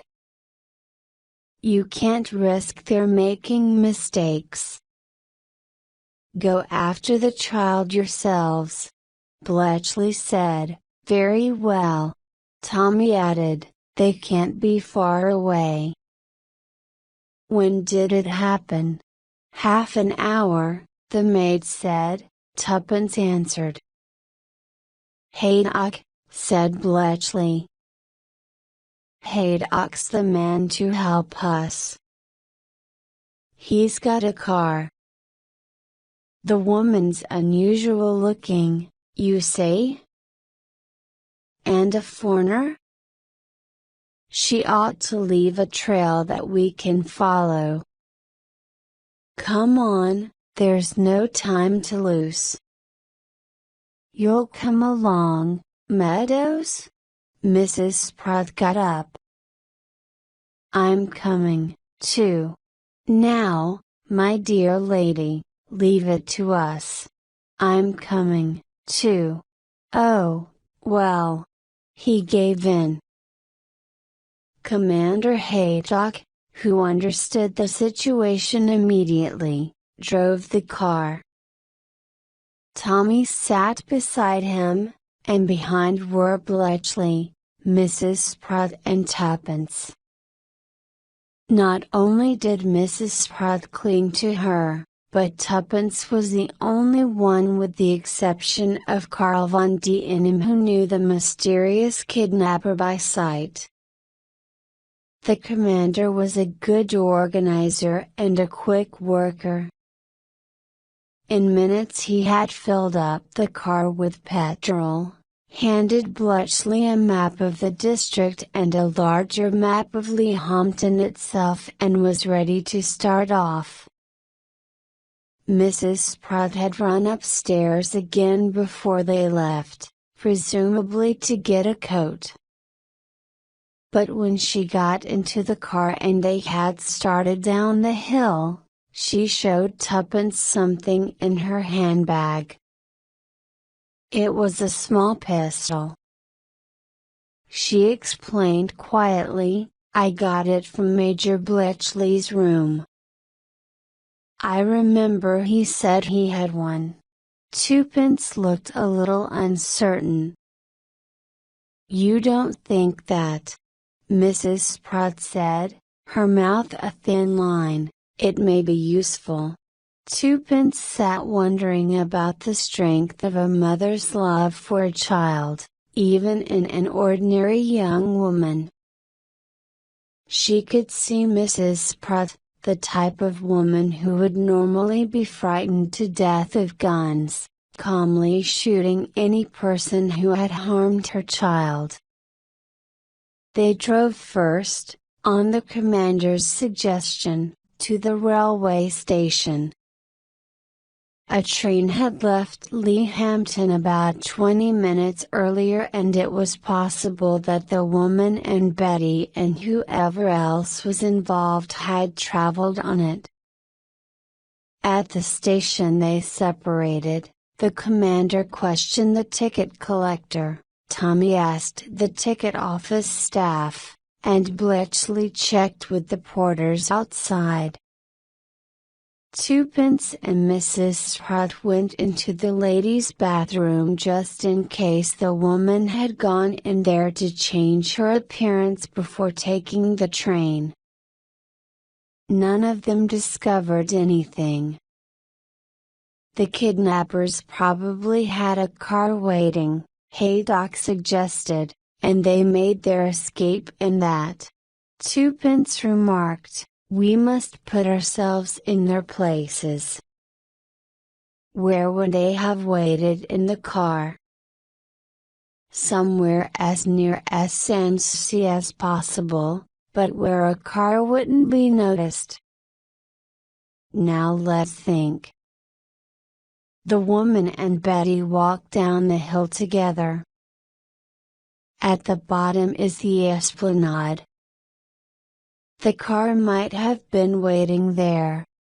It was at that moment that a small man stepped up to them and said, "Excuse me, I couldn't help overhearing what you were asking the porter just now." He directed his remarks to Major Bletchley. "I was not listening, of course, just came down to see about a parcel and so, you see, I happened to overhear, and really it did seem the most wonderful coincidence." Mrs. Sprott sprang forward. She took him by the arm. "You've seen her? You've seen my little girl? Oh really, your little girl, you say?" "Now," Mrs. Sprott cried, "tell me." Tuppence interrupted calmly, "Please tell us anything you have seen as quickly as you can. We will be most grateful if you would." "Oh, well, really, of course, it may be nothing at all." But the description fitted so well.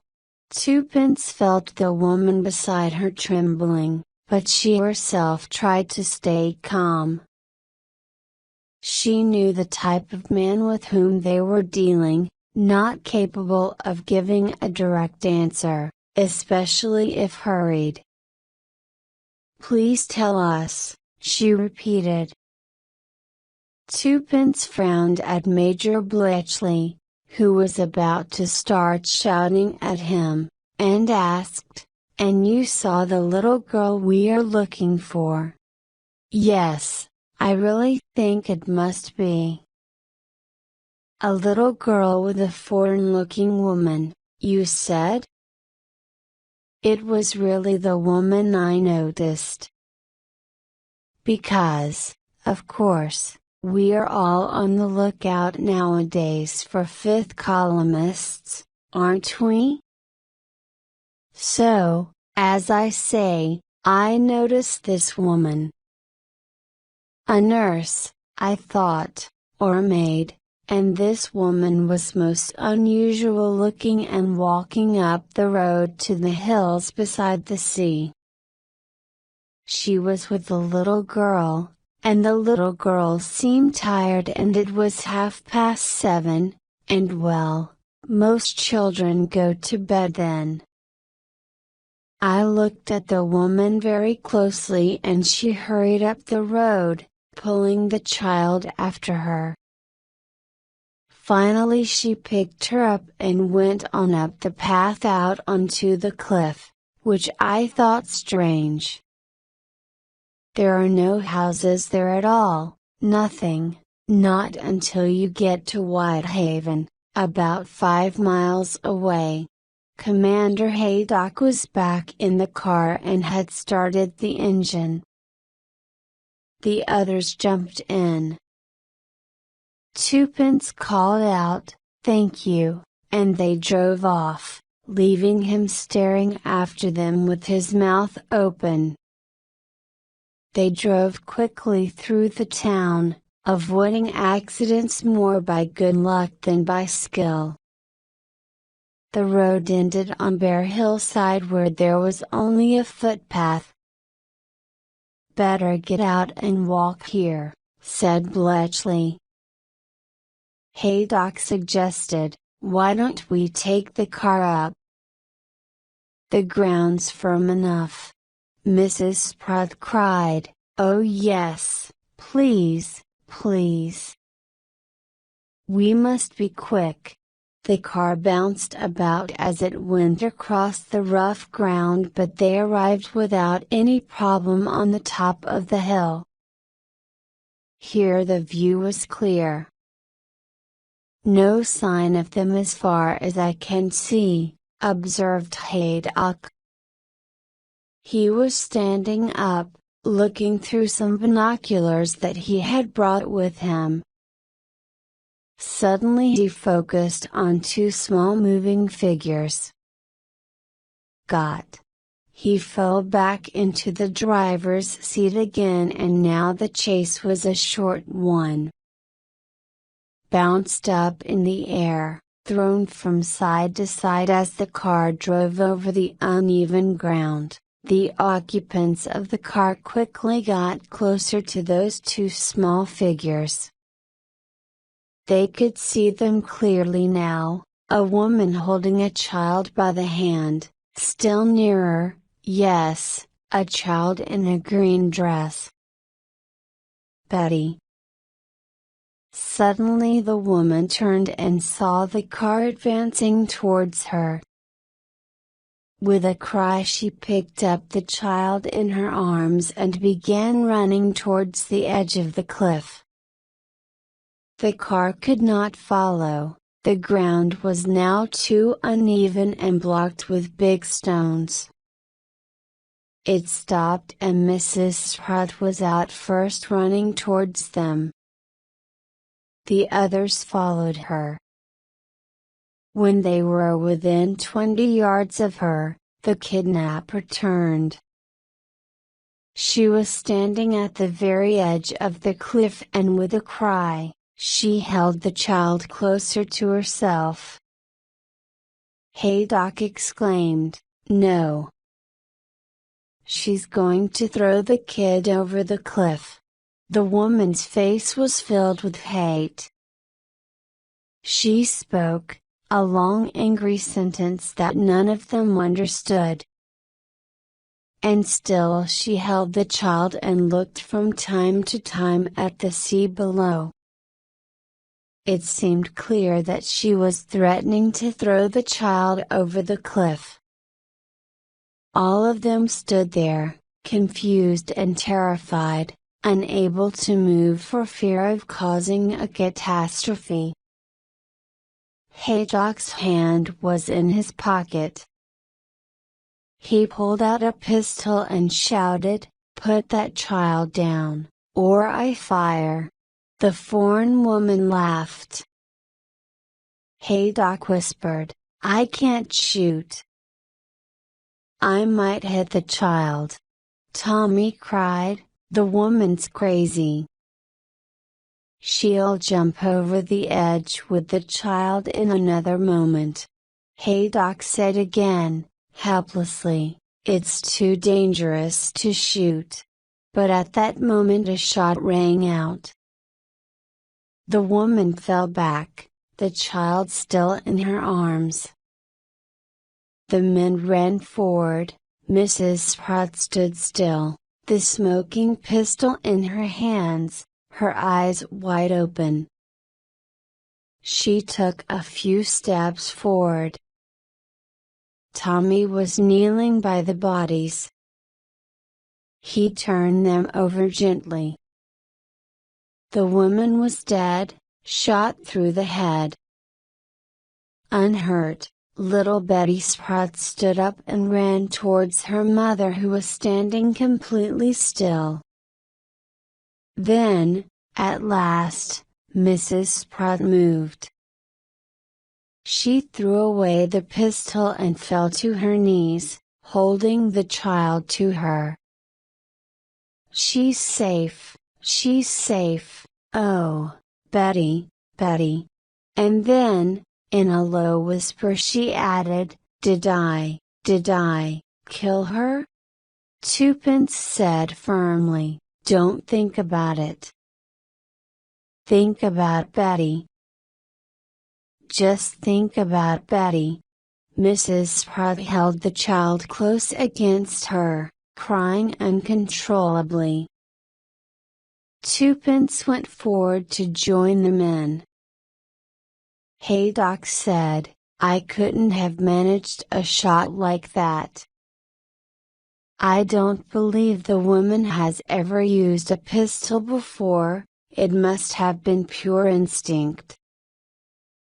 "A miracle, that's what it is," Twopence murmured, "it was a near thing." And she looked down at the sea far below and shivered. Chapter 8. The police identified the dead woman as Wanda Polińska, a Polish refugee, and the inquest on her death opened with a formal identification of the body by a Mrs. Cafont, who worked with refugees. Polińska, she said, had come to England with a cousin and his wife who were her only relatives. She had experienced great horror in Poland and her family, including several children, had all been killed. Polińska talked to herself constantly, and did not seem normal. The coroner asked why the woman's relatives were not present, and at this point Inspector Brassey said that the couple had been arrested for a crime at a naval dockyard. The whole family was considered suspicious. They had had a large sum of money in their possession, which they could not explain, but there was no evidence against Polińska, except that her opinions were believed to have been anti-British. It was possible that she had been an enemy agent. The verdict was that Wanda Polińska had been killed by Mrs. Spratt, but that Betty's mother should not be blamed. The following day Mrs. Blenkinsop and Mr. Meadows met. "Goodbye, Wanda Polińska," said Tommy sadly. Twopence nodded. Yes, and nothing to tell us who she was working for and no clues about where the money came from that she and her cousins had. Do you think Karl von Dienem and Vanda Polinska were working together? Asked Tommy. Yes, said Twopence.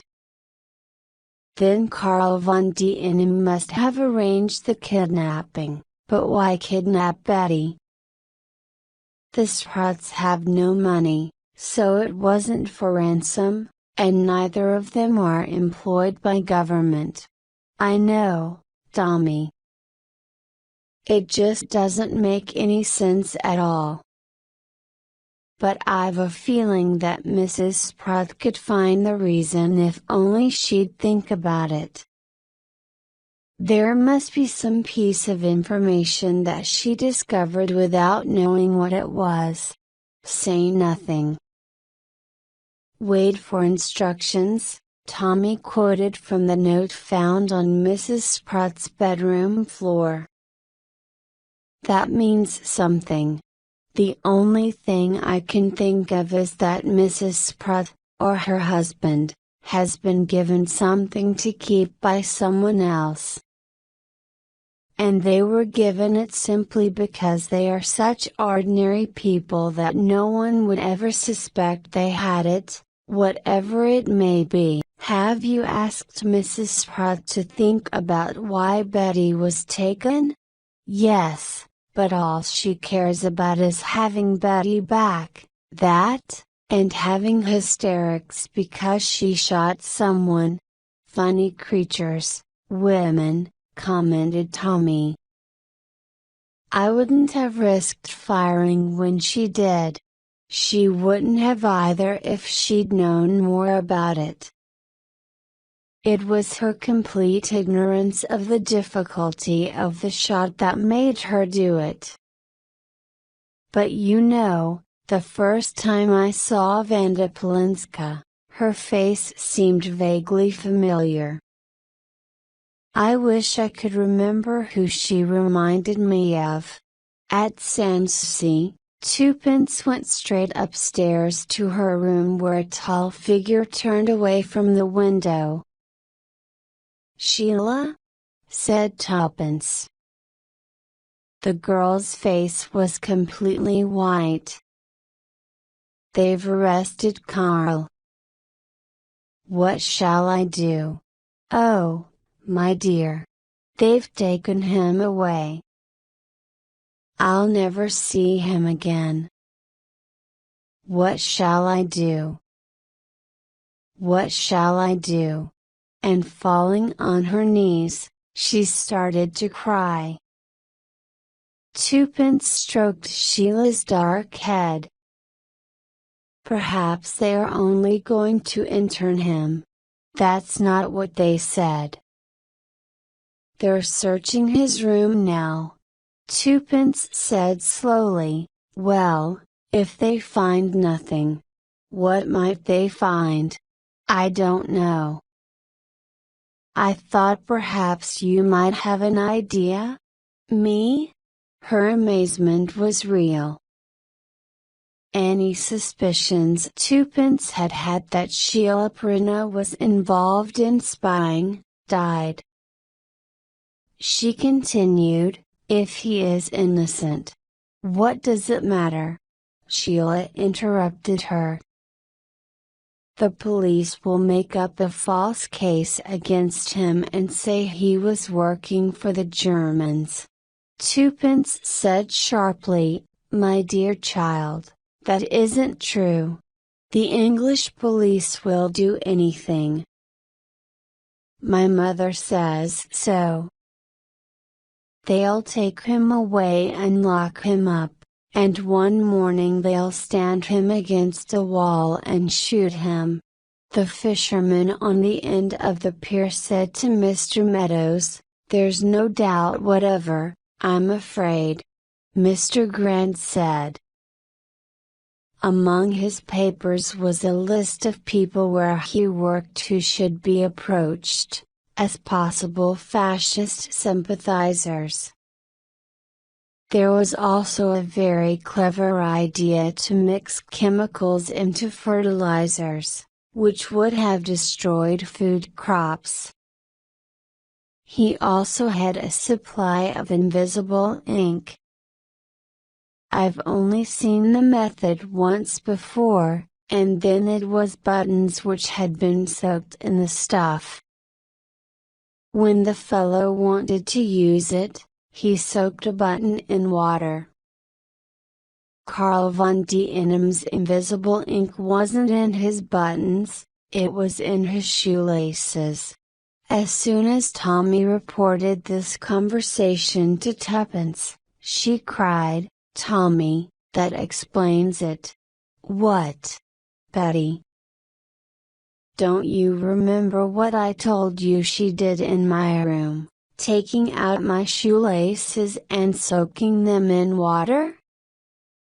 She must have seen Karl do it. He couldn't risk her talking about it, and so he arranged with that woman for her to be kidnapped. Isn't it nice when things begin to make sense?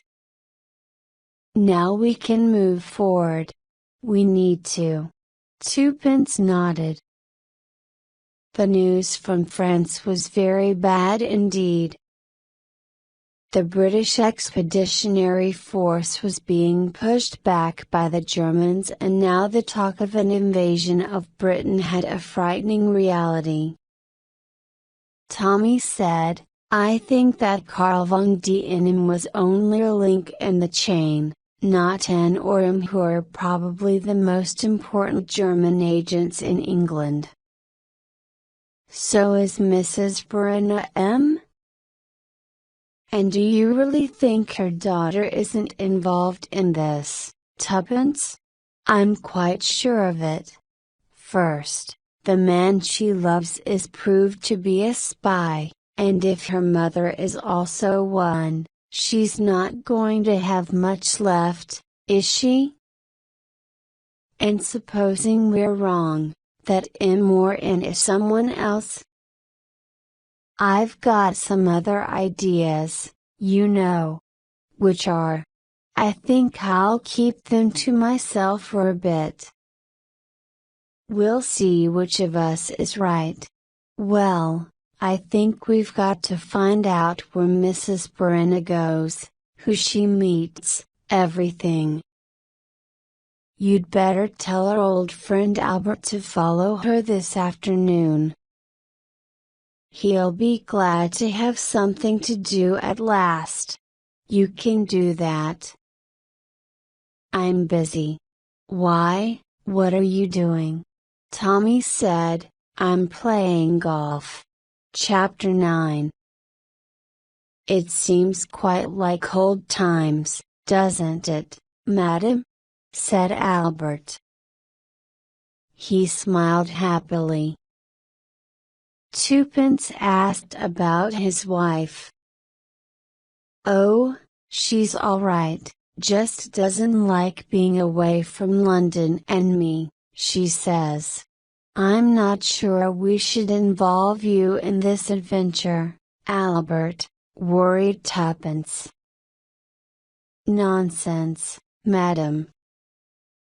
I tried to join the army, but they said, wait for people of your age to be called up. And me, perfectly fit and only too eager to get at those Germans. Fifth column, that's what we're up against, so the newspapers say, and I'm ready to assist you and Captain Beresford in any way you need me, too. Good. Now I'll tell you what we want you to do."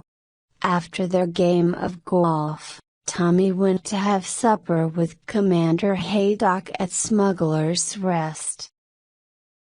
A tall, middle-aged manservant served them with the skill of a restaurant waiter. When the man had left the room, Tommy complimented the commander on him. Yes, I was lucky to get Appledore. How did you get him? He answered an advertisement. He had excellent references, was far better than any of the others who applied for the job and asked for very low wages. So of course I hired him immediately. Tommy laughed. The war has certainly robbed us of much of our good restaurant service. Most good waiters were foreigners. It doesn't seem to come naturally to Englishmen. Acting like a servant doesn't come easily to the English bulldog, said the commander, and went on to say that there would be a successful German invasion in the near future. There's no organization here, no proper coordination. Appledore brought whiskey while the commander was talking. And there are spies everywhere. It was the same in the last war, foreign hairdressers, waiters. Tommy thought, waiters? Appledore speaks perfect English, but many Germans do.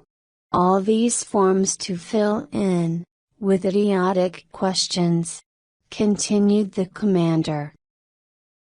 Tommy spoke on an impulse, the words fitted perfectly with what the commander was just saying.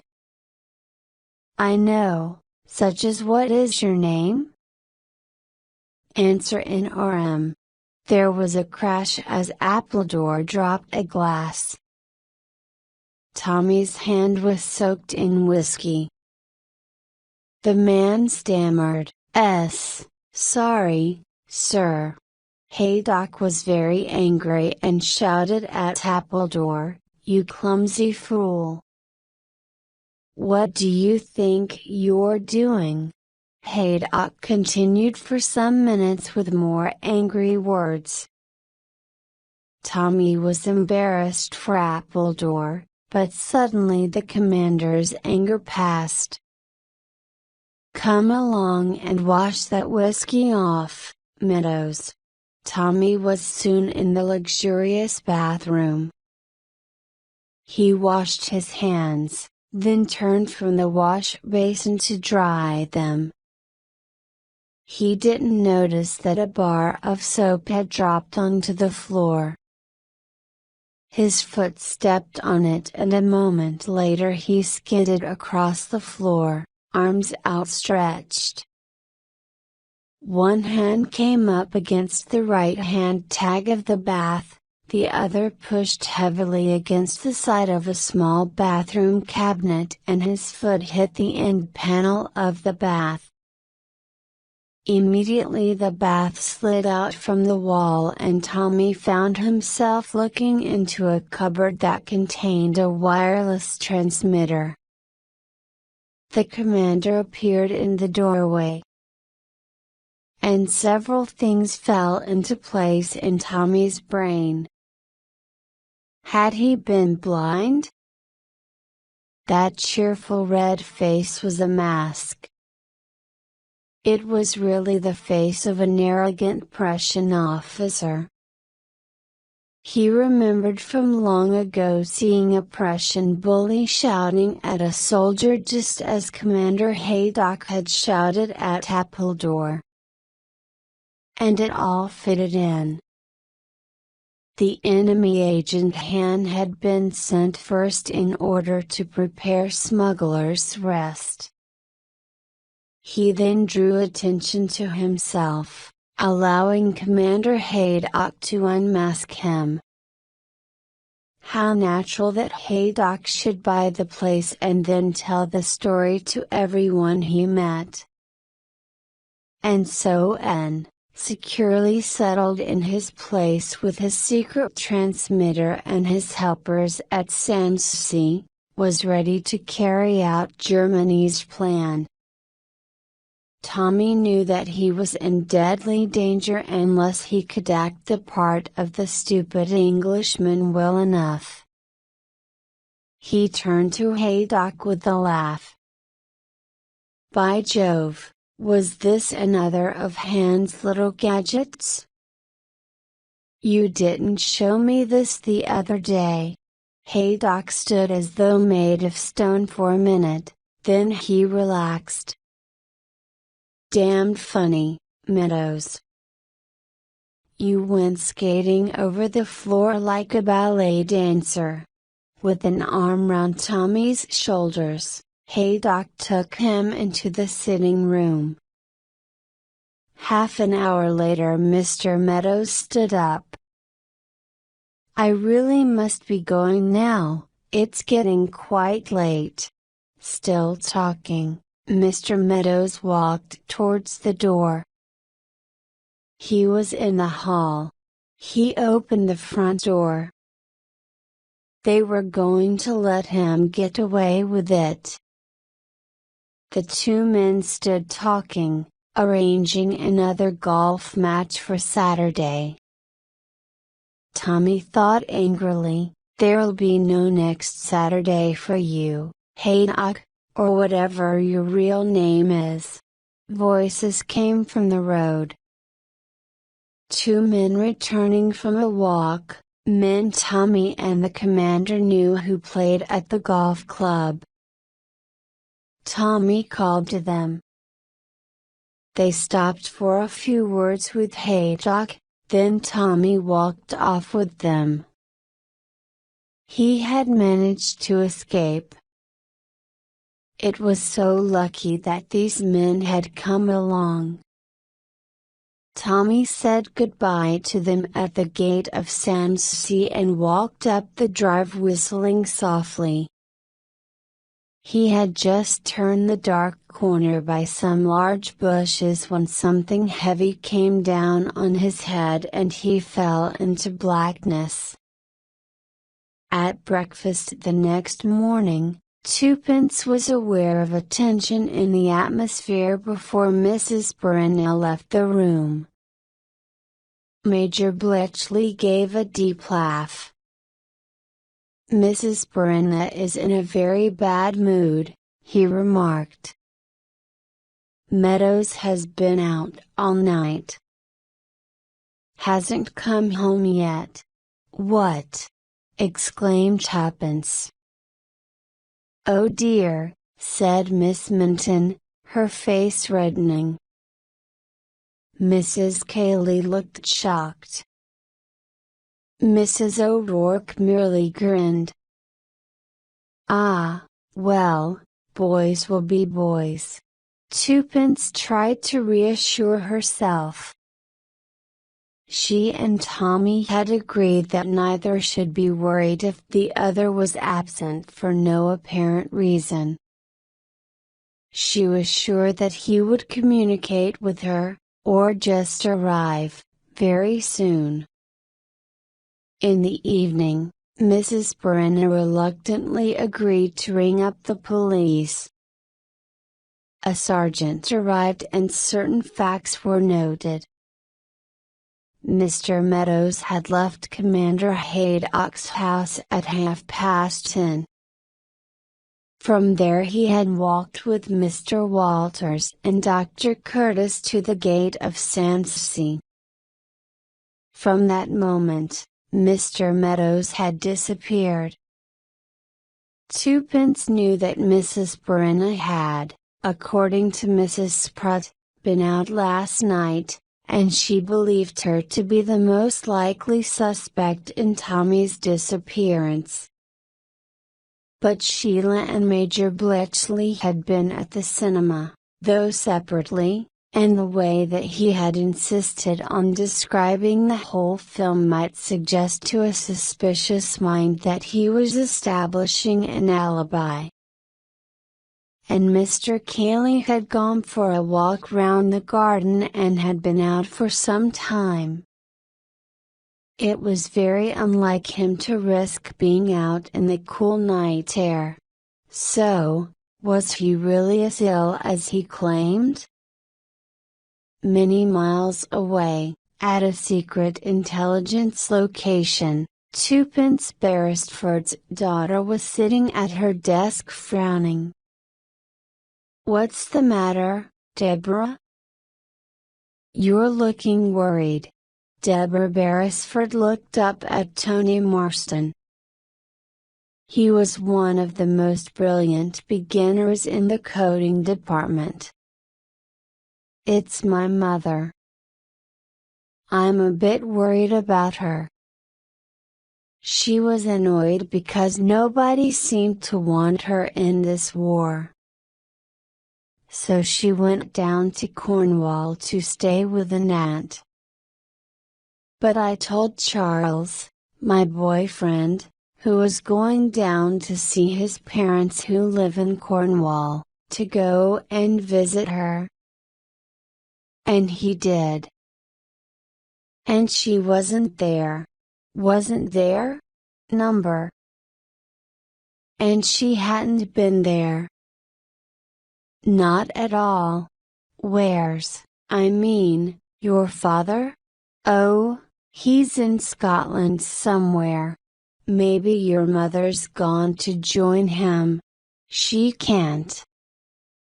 He's in one of those secret areas where wives can't go. Oh well, I suppose she's just gone away somewhere. But why? It's so strange. She's been sending me letters, talking about her aunt and her garden and everything." I know," said Tony hastily. "Of course, she'd want you to think, I mean, nowadays, well, people do go away now and again if you know what I mean. No. If you think mother's just gone away with someone, you're wrong.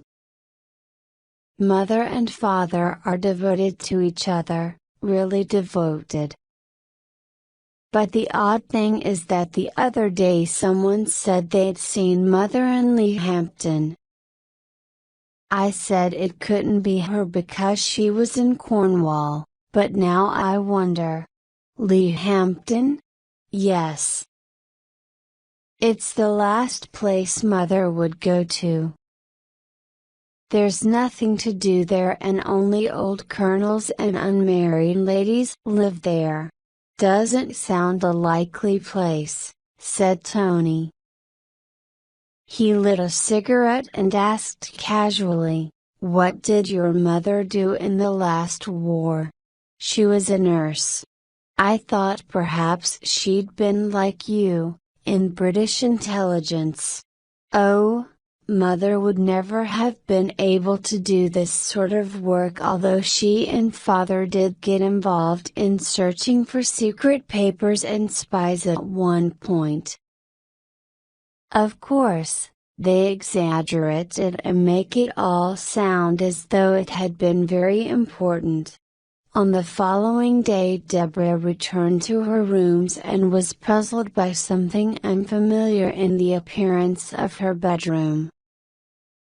It took her a few minutes to discover what it was. Then she rang the bell and asked her landlady what had happened to the big photograph that stood on the chest of drawers. Mrs. Roy said she hadn't touched it. Maybe it had been Gladys, the maid. But Gladys also denied having removed it. A man who'd come about the gas had been in Deborah's room, she said.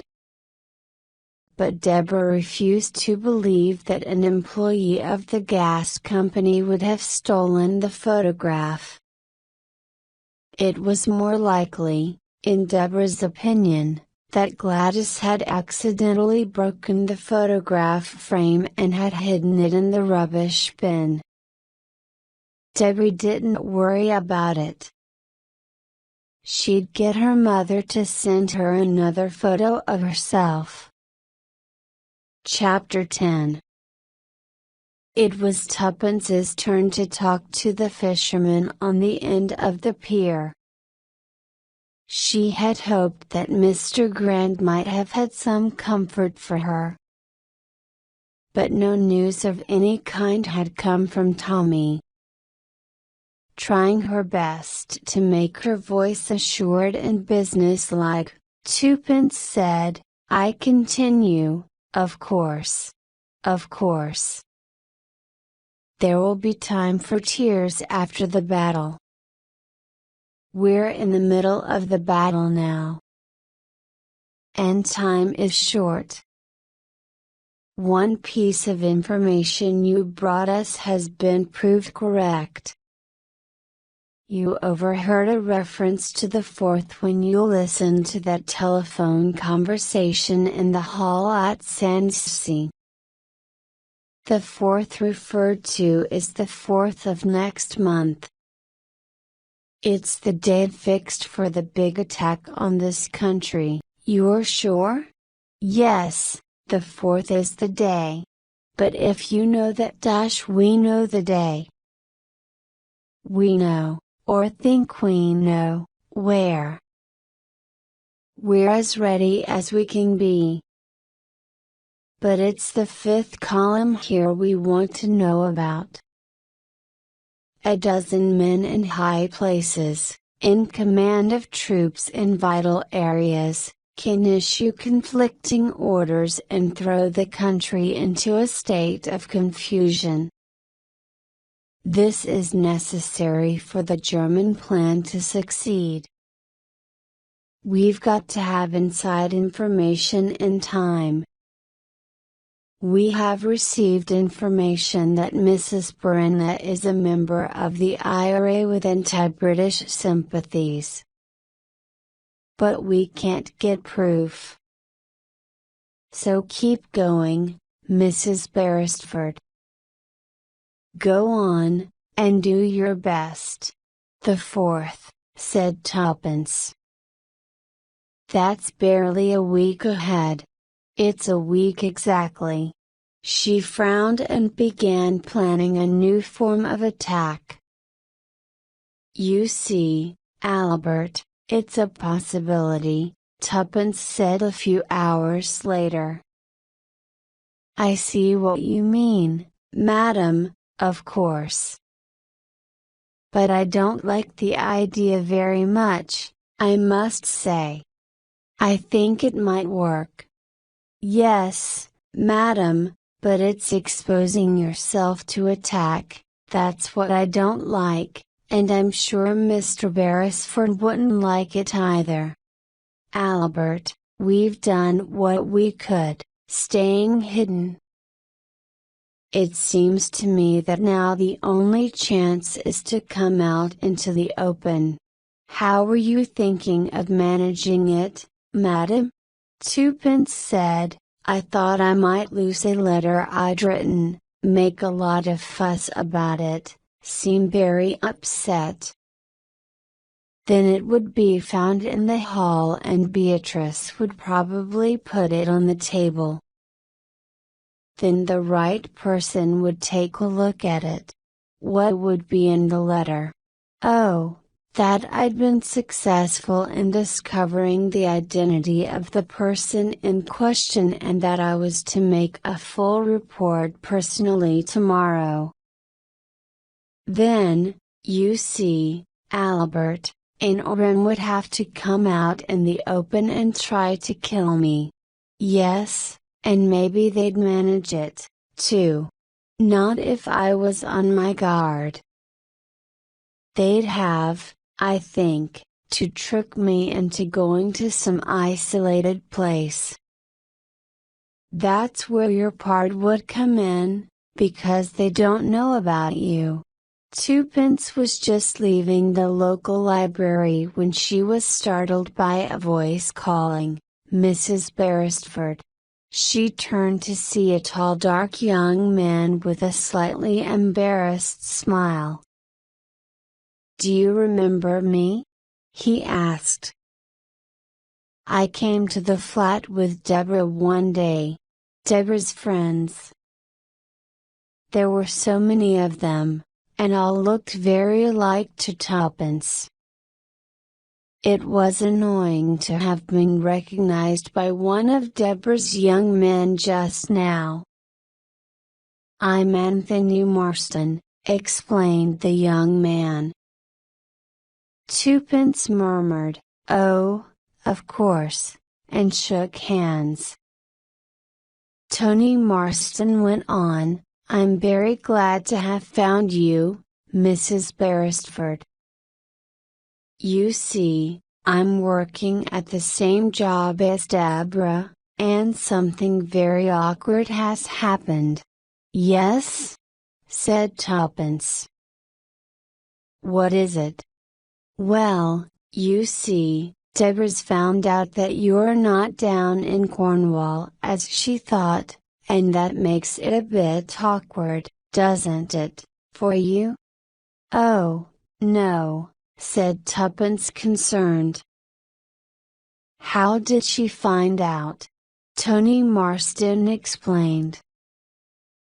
He went on, "Deborah, of course, has no idea of what you're really doing, and it's important that she shouldn't know. My job, you see, is the same as yours. I'm supposed to be a beginner in the coding department. In fact, my instructions are to express views that are mildly fascist, admiration of the German system, suggestions that an alliance with Hitler wouldn't be a bad thing, just to see what response I get. There's a good deal of dangerous talk like that going on, you see, and we want to find out who's behind it." "Dangerous talk everywhere," thought Twopence. "But as soon as Deb told me about you," continued the young man, "I thought I'd better come straight down and warn you so that you can make up a story she'll believe. You see, I happen to know what you are doing and that it's of vital importance. It would be fatal if any hint of who you were was discovered. I thought perhaps you could pretend you'd joined Captain Beresford in Scotland or wherever he is. You might say to Deborah that you'd been allowed to work with him there." "I might do that, certainly," said Twopence thoughtfully. Tony Marston said anxiously, "You don't think I'm interfering?" "No, no, I'm very grateful to you. Well, you see, I'm rather fond of Deborah," admitted Tony. Twopence smiled at him. After a moment or two she said slowly, "My husband isn't in Scotland. Isn't he?" "No, he's down here with me. At least he was. Now, he's disappeared." "Oh, that's bad, or isn't it?" "Has he discovered something?" Twopence nodded. "I think so. That's why I don't think that his disappearance is really a bad sign. I think, sooner or later, he'll communicate with me, in his own way." She smiled a little. Tony said, with some embarrassment, "Of course, you know how all of this works, I expect. But you ought to be careful." Twopence nodded. "I know what you mean. Beautiful heroines in books are always easily tricked. But Tommy and I have our methods. We've got a saying," she smiled. Penny Plain and Twopence colored. "What?" The young man stared at her as though she had gone mad. "I ought to explain that my family nickname is Twopence. I won't go into why?" So when Tommy and I want the other to know a letter is definitely from one of us, we use at least part of that old phrase, sometimes spelling plain as plain. Originally, it referred to the cardboard scenes made for toy theaters, which were very popular with families who put on the plays at home. You could buy plain scenes for a penny, but colored ones cost tuppence. Oh, I see. The young man grinned. Very clever. I hope so. Can I help in any way? Yes, said Twopence thoughtfully. I think perhaps you can. Chapter 11. After long hours of unconsciousness, Tommy woke up with an aching head. Slowly he became aware of other things, of cold, stiff arms and legs, of hunger, of not being able to move his lips, and that his head was resting on solid stone. Yes, he was lying on hard stones, and he was in pain, unable to move, extremely hungry, cold and uncomfortable. Surely, although Mrs. Brenna's beds had never been soft, this could not be. Then he remembered. Of course, Haydock. The transmitter. The German waiter. Turning in at the gates of Sanssouci. Someone had struck him down. So Haydock hadn't been quite such a fool. Either he'd followed him or maybe Appledore had. His eyes, accustomed to the darkness, could just see a small rectangle of pale light. A tiny window, slightly open. It was cold and the air smelled damp. He was, he thought, lying in a cellar. His hands and feet were tied and there was a gag in his mouth secured by a bandage. I'm really in trouble now, thought Tommy. At that moment a door was pushed open. Appledore came in and set a candle on the ground and a tray on which was a jug of water, a glass, and some bread and cheese. He said in a quiet voice, I am about to take the gag off. You will then be able to eat and drink. If, however, you make the slightest sound, I will replace it immediately. As soon as Tommy's mouth was free, Appledore held the glass to his lips. The water did him the world of good. He murmured stiffly, that's better. I'm not quite so young as I was. Now for the food, Fritz, or is it Franz? The man said quietly, my name here is Appledore. He held the slice of bread and cheese up and Tommy ate it hungrily.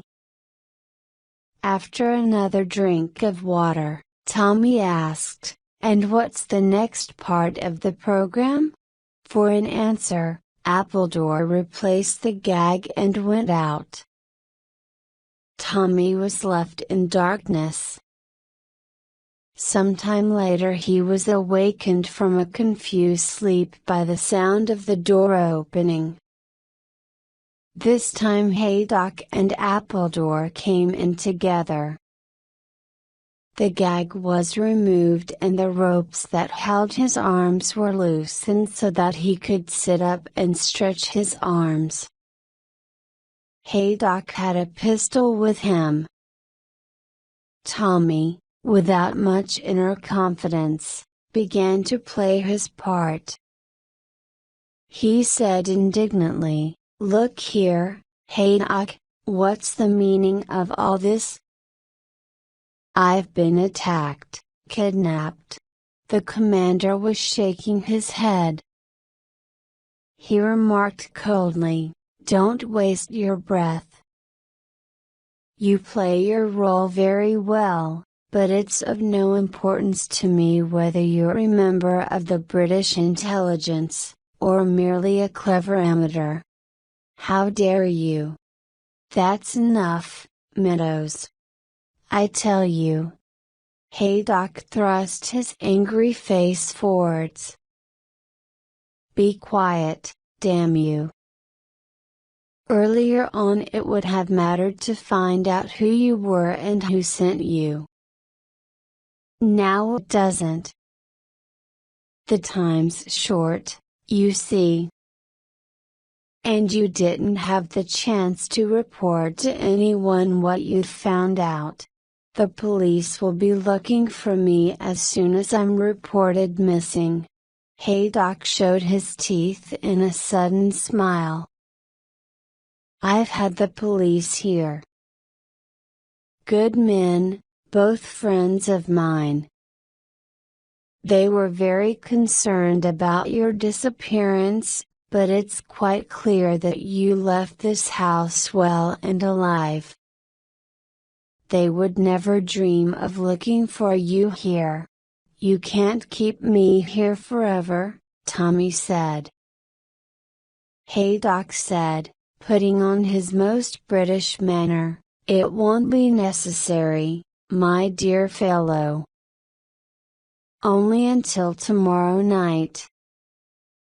A boat will arrive at my little cove, and we're sending you on a voyage for your health, though I don't think you'll be alive, or even on board, when it arrives at its destination. Why didn't you kill me straight away? It's such hot weather, my dear fellow. Just occasionally our sea communications are interrupted, and if that were to happen, well, in this heat, if there was a delay, a dead body would soon become very obvious." "I see," said Tommy. He did see. He was to be kept alive until the boat arrived. Then he would be killed and his dead body taken out to sea. Nothing would ever connect his body, when found, with Smuggler's Rest.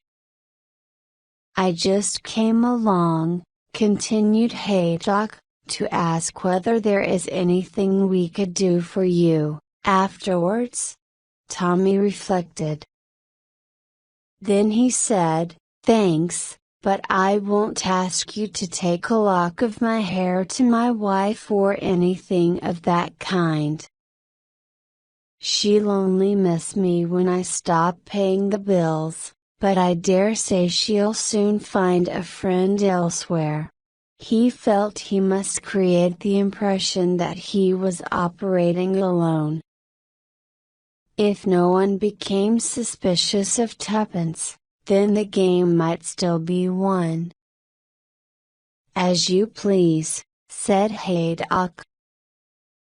"If you did wish to send a message to your friend, we would see that it was delivered." So he was anxious to get the little information. Tommy shook his head. "Nothing. No message. Very well." Haydock nodded to Appledore. The latter replaced the ropes and the gag. The two men went out, locking the door behind them. Tommy felt anything but cheerful. He faced a rapidly approaching death with no means of leaving any clue behind him about the information he had discovered. His body was completely helpless. His brain felt completely inactive. There was, of course, still twopence. But whoever twopence might suspect, it would not be Haydock. 2 witnesses had proof that Tommy had left Smuggler's Rest alive and well. Damn it all, if only he had been more on his guard. If only he could get his mouth free, he could shout for help. Somebody might hear through that tiny window high up in one corner of the room, though it was very unlikely. For the next half hour he tried to loosen the ropes that they had tied him up with, and bite through the gag. It was all hopeless, however. Haydock and Appledore knew their business. It was, he judged, late afternoon. Haydock, he guessed, had gone out. He had heard no sounds from overhead. He was probably playing golf, discussing with his friends at the clubhouse the mystery of what had happened to Meadows.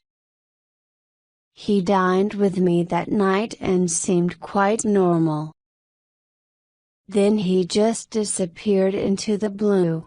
Tommy groaned with fury. That cheerful English manner.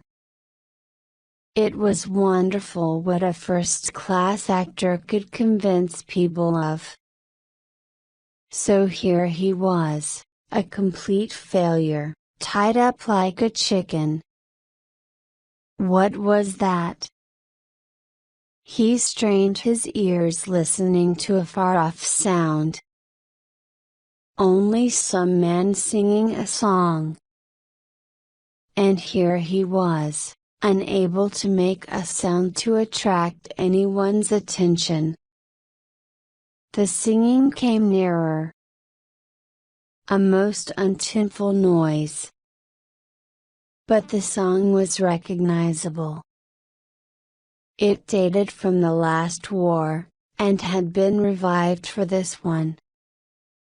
If you were the only girl in the world and I was the only boy. How often he had sung that in 1917, but this fellow simply couldn't sing in tune. Suddenly Tommy's body grew tense. Surely there was only one person who always went wrong in that particular way. Albert, thought Tommy. Albert, prowling round Smuggler's Rest. And here he was, unable to move hand or foot, unable to make a sound. Wait a minute. Was he? There was just one sound, not so easy with the mouth shut as with the mouth open, but it could be done. Desperately Tommy began to snore. He snored and snored, short snore, short snore, short snore, pause, long snore, long snore, long snore, pause, short snore, short snore, short snore. Tommy was snoring the Morse code.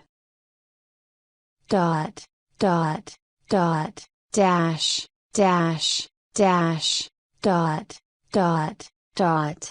SOS, the international signal that someone needed help. Chapter 12. Although Tuppence went to bed in an optimistic mood, she suffered a severe reaction in those early morning hours when human hope sinks to its lowest. On going down to breakfast, however, her spirits rose with the sight of a letter sitting on her plate addressed in awkward handwriting. Twopence opened the letter. Dear Patricia, Auntie Grace is, I am afraid, much worse today. The doctors did not actually say she is dying, but I am afraid that there cannot be much hope. If you want to see her before the end, I think you should come today. If you take the 10.20 train to Yarrow, a friend will meet you with his car. Look forward to seeing you again, dear, in spite of the sad reason. Yours ever, Penelope Plain.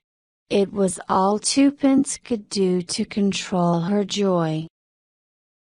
Good old Penny Plain. After breakfast, Twopence rang up the dressmakers and cancelled a fitting for a coat and skirt for that afternoon. She then went to see Mrs. Brenna and explained that she might be away from home for a night or two. She went up to her room to get ready. Betty Sprott came running out of the Cayleys' bedroom with a mischievous smile on her face. "What have you been doing?" demanded Twopence. Betty gurgled. "Goosey, goosey gander," Twopence chanted. "Whither will you wander?"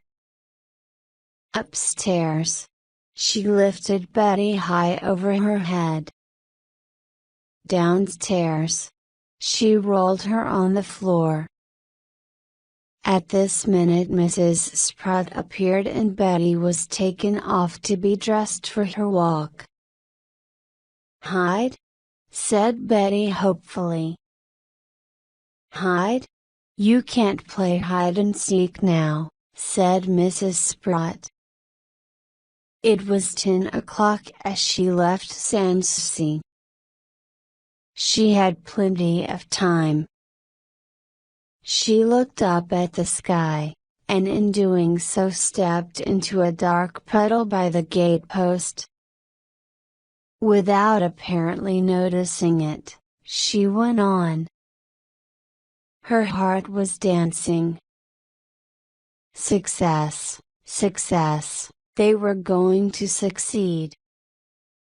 Yarrow was a small country station where the village was some distance from the railway. A car was waiting outside the station. A good-looking young man was driving it.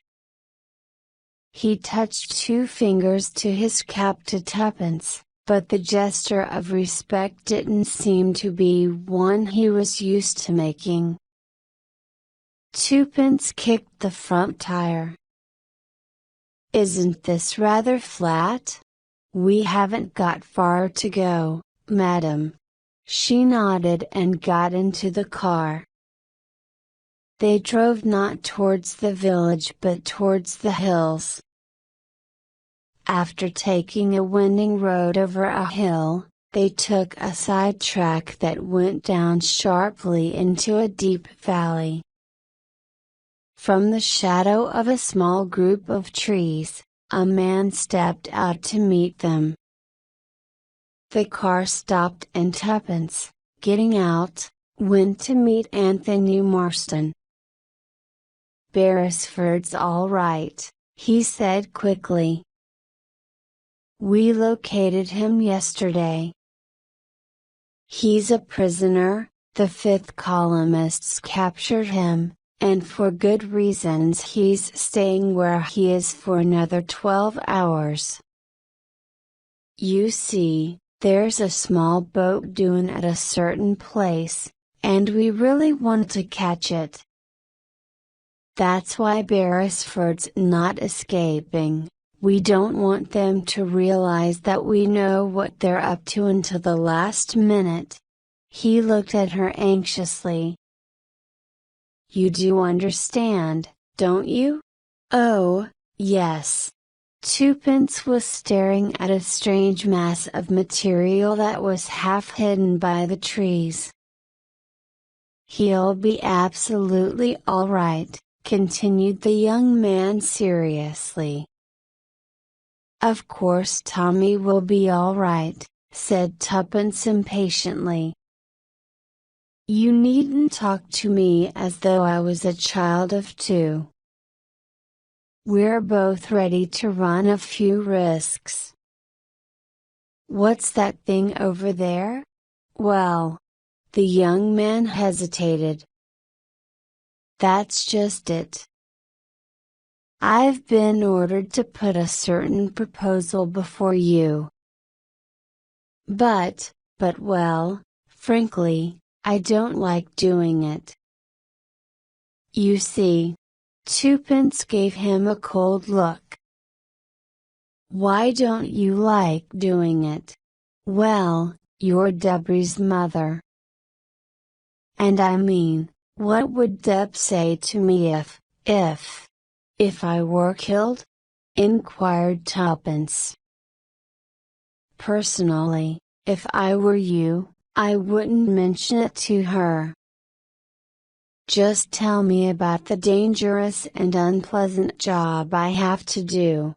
You know, said the young man with enthusiasm, I think you're splendid, simply splendid. Enough compliments, said Twopence. I'm admiring myself a good deal, so there's no need for you to join in. What exactly is the big idea? Tony pointed to the material in the trees that, he said, is a parachute. Aha, said Twopence. Her eyes shone. There was just one parachutist, went on Marston. Fortunately the LDVs around here are an alert group of men. The parachutist was seen and they captured her. Her? Yes, her. A woman dressed as a hospital nurse. Medium height, middle-aged, with dark hair and with a slim figure. In fact, said Twopence, a woman not unlike me? Exactly, said Tony. The next part of it is up to you. Twopence smiled. She said, where do I go and what do I do? I say, Mrs. Beresford, what magnificent courage you've got. Where do I go and what do I do? Repeated Twopence impatiently. We don't have much information, unfortunately. In the woman's pocket there was a piece of paper with these words on it in German.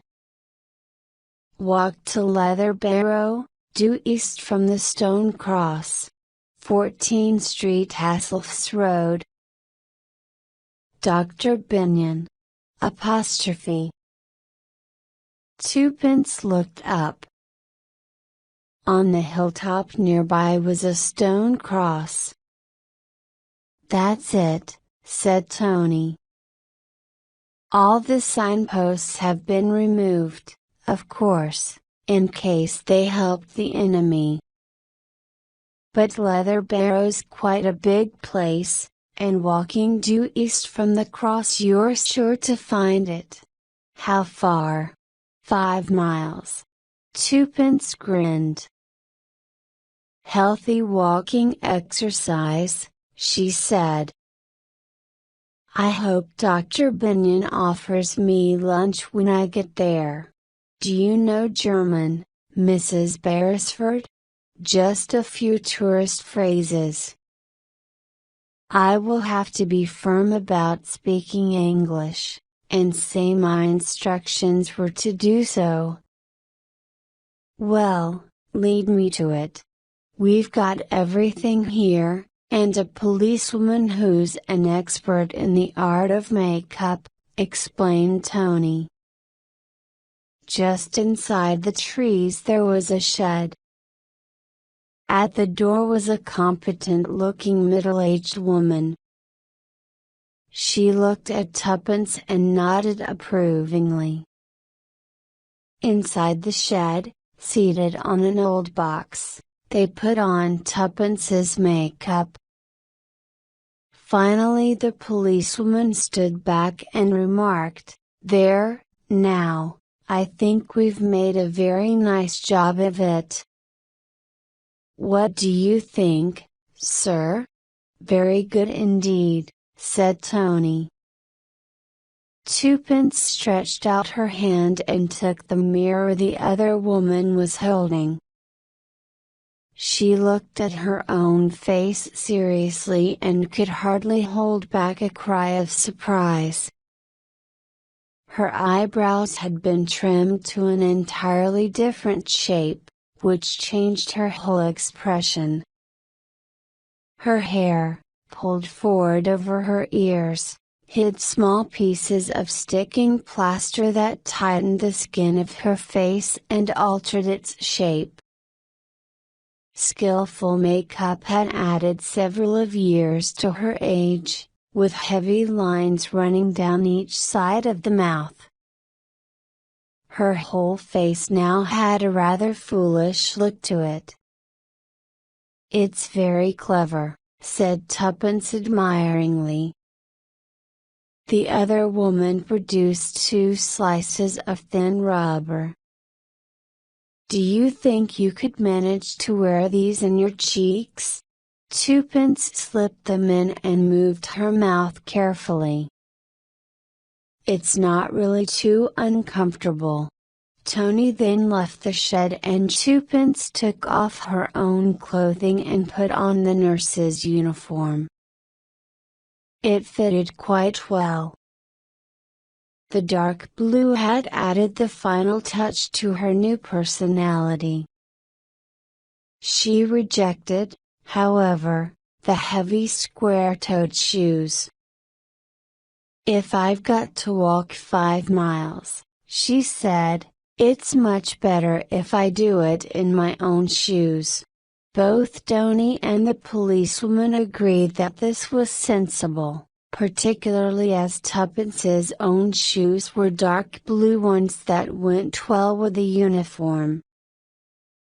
She looked with interest into the dark blue handbag, face powder, lipstick, £2 14 and sixpence in English money, a handkerchief and an identity card in the name of Frida Elton, 4 Manchester Road, Sheffield. Twopence exchanged her own powder and lipstick for the ones in the bag and stood up, prepared to set out. Tony Marston turned his head away. He said abruptly, "I feel very bad about letting you do this. I know just how you feel. But, you see, it's absolutely vital that we should get some idea of just where and how the attack will come." Twopence patted him on the arm. "Don't you worry, my child. Believe it or not, I'm enjoying myself. Rather tired." Tuppence stood outside 14th Street Hasloff's Road and saw that Dr. Benyon was a dental surgeon and not a doctor. From the corner of her eye she saw Tony Marston. He was sitting in a fast-looking car outside a house farther down the street. It had been thought necessary for Tuppence to walk to Leather Barrow exactly as instructed. Tony, with the policewoman, had taken a different route before approaching Leather Barrow. Everything was now ready. Twopence crossed the road and rang the bell. The door was opened by an elderly woman. "Dr. Benyon?" said Tuppence. The woman looked her slowly up and down. "You will be Nurse Elton, I suppose?" "Yes. Then you will come up to the doctor's surgery." She stood back and the door closed behind Tuppence, who found herself standing in a narrow hall. The maid went up the stairs in front of her and opened the door on the first floor. "Please wait. The doctor will come to you." She went out, shutting the door behind her. A very ordinary dentist's surgery, somewhat old and worn out. Soon the door would open and Dr. Binion would come in. Who would Dr. Binion be? A stranger? Or someone she had seen before? If it was the person she was half expecting to see. The door opened. The man who entered was not at all the person Tuppence had thought she might see. It was someone she had never considered as being in. It was Commander Haydock. Chapter 13. Would the commander recognize her? Tuppence had so prepared herself before this meeting to show no recognition or surprise, no matter whom she might see. She felt reasonably sure that she had showed no signs of surprise when she recognized Haydock. She rose to her feet and stood there, standing in a respectful attitude. "So you have arrived," said the commander. He spoke in English and his manner was exactly the same as usual. "Yes," said Tuppence, "Nurse Elton." Haydock smiled as though at a joke. "Nurse Elton. Excellent." He looked at her approvingly. "You look absolutely right. And do you know what you have to do?" "Sit down, please." Tuppence sat down obediently. She replied, "I was told to take detailed instructions from you." "Very proper," said Haydock. There was a faint suggestion of amusement in his voice. "Do you know the day?" "The 4th. Haydock looked surprised. A heavy frown deepened the lines in his forehead. "So you know that, do you?" he muttered. He paused for a minute, and then asked, "You have heard, no doubt, of Sanssouci?" "No," said Tuppence firmly. There was a strange smile on the commander's face. "That surprises me very much, since you have been living there for the last month." There was dead silence. The commander said, "What about that, Mrs. Blenkinsop?" "I don't know what you mean, Dr. Binion." "I landed by parachute this morning." Again Haydock smiled, definitely an unpleasant smile. He continued, "A few yards of material pushed into a bush create a wonderful illusion." "Mrs. Blenkinsop. Or perhaps you would prefer me to address you by your real name of Beresford?" Again there was a silence. Tuppence took a deep breath. Haydock nodded. "You've lost the game." There was a faint click and the blue steel of a pistol showed in his hand. His voice took on a grim note as he added, "And I should advise you not to make any noise. You'd be dead before you made so much as a single cry, and even if you did manage to scream, it wouldn't get you any attention." Patients who are under anesthetic often cry out, you know. Tuppence said quietly, You seem to have thought of everything. Has it occurred to you that I have friends who know where I am? Ah. You are thinking of young Marston.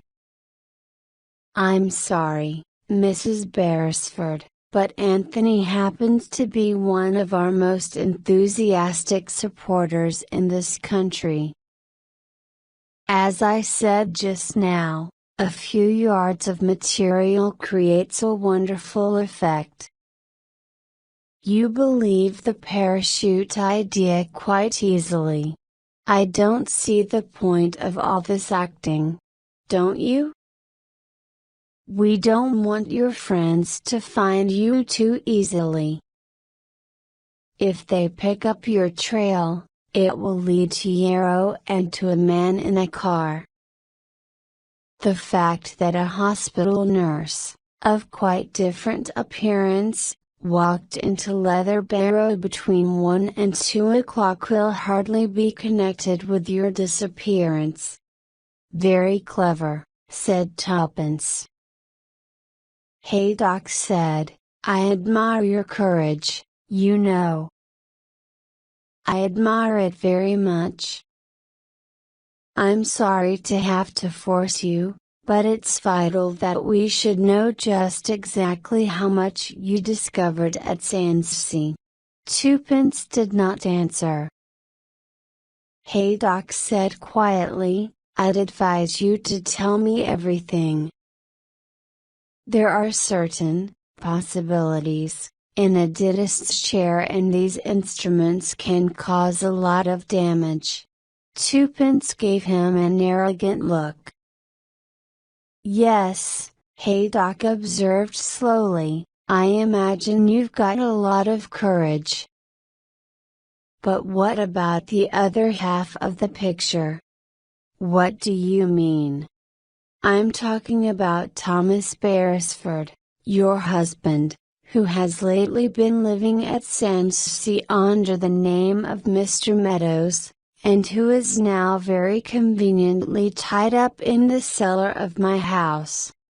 Tuppence declared, I don't believe it. Because of the penny plain letter? Don't you realize that that was just a clever bit of work on the part of young Anthony? You fell into his trap nicely when you gave him the code. Tuppence's voice trembled.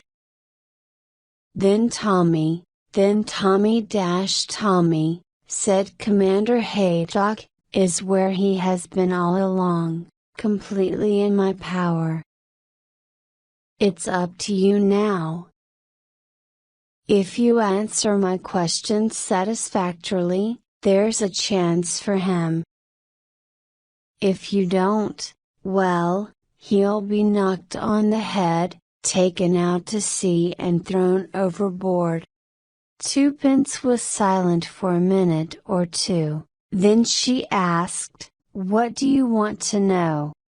I want to know who employed you, what your means of communication with that person or persons are, what you have reported so far, and exactly what you know. Tuppence shrugged her shoulders.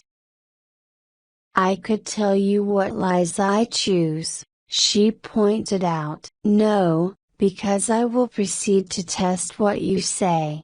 He drew his chair a little nearer. My dear woman, I know just what you feel about it all, but believe me when I say I really do admire both you and your husband immensely. You've got strength and bravery. It's people like you that will be needed in the new state, the state that will arise in this country when your present weak government is destroyed. We want to turn some of our enemies into friends, those that are worthwhile. If I have to give the order that ends your husband's life, I will do it, it's my duty, but I will feel really bad about having to do so. He's a fine fellow. Let me explain what so few people in this country seem to understand. Our leader does not intend to conquer this country. He intends to create a new Britain, a Britain strong in its own power, ruled, not by Germans, but by Englishmen. And the best type of Englishman, Englishmen with brains and education and courage. A brave new world, as Shakespeare puts it. We want no more confusion and inefficiency. And in this new state we want people like you and your husband, brave and intelligent enemies, to be our friends. You would be surprised if you knew how many there are in this country, as there are in other countries, who have sympathy with us and believe in our aims. Between us all we will create a new Europe, a Europe of peace and progress.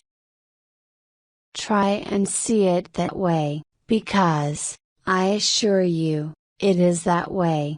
His voice was mesmerizing and he looked the perfect picture of an honest British sailor. Twopence stared at him and searched her mind for an appropriate phrase.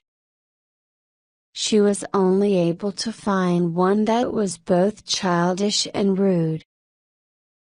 "Goosey, goosey gander," said Twopence, reciting the nursery rhyme she had last repeated while playing with Betty. The effect on Haydock was so intense that she was quite amazed.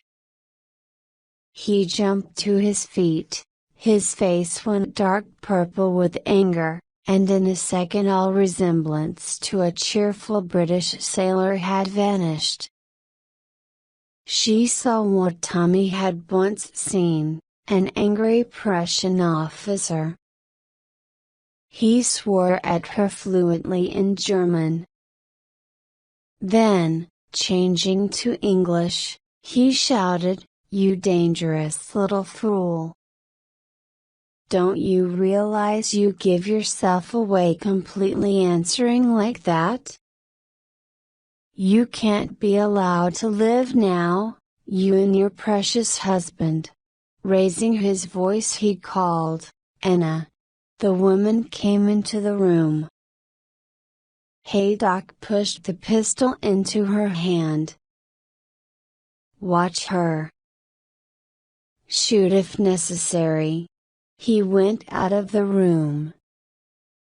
Twopence looked at Anna, who stood in front of her with an expressionless face. "Would you really shoot me?"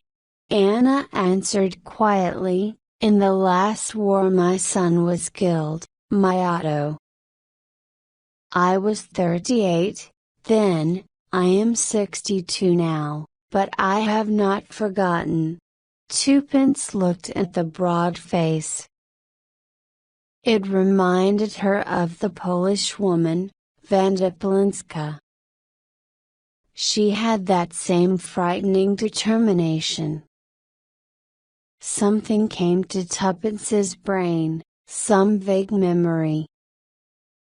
Something that she had always tried to remember. Something that she had known but had never succeeded in bringing into focus in her mind. The door opened. Commander Haydock came back into the room. He shouted out, still very angry, "Where is it? Where have you hidden it?" Twopence stared at him. What he was saying did not make sense to her. She had taken nothing and hidden nothing. Haydock said to Anna, "Get out." The woman handed the pistol to him and left the room at once. Haydock threw himself into a chair and seemed to be trying hard to control himself. He said, You can't escape, you know. I've got you, and I've got ways of making people speak, not pretty ways. You'll have to tell the truth in the end. Now then, what have you done with it? Twopence was quick to see that here, at least, was something that gave her the possibility of bargaining.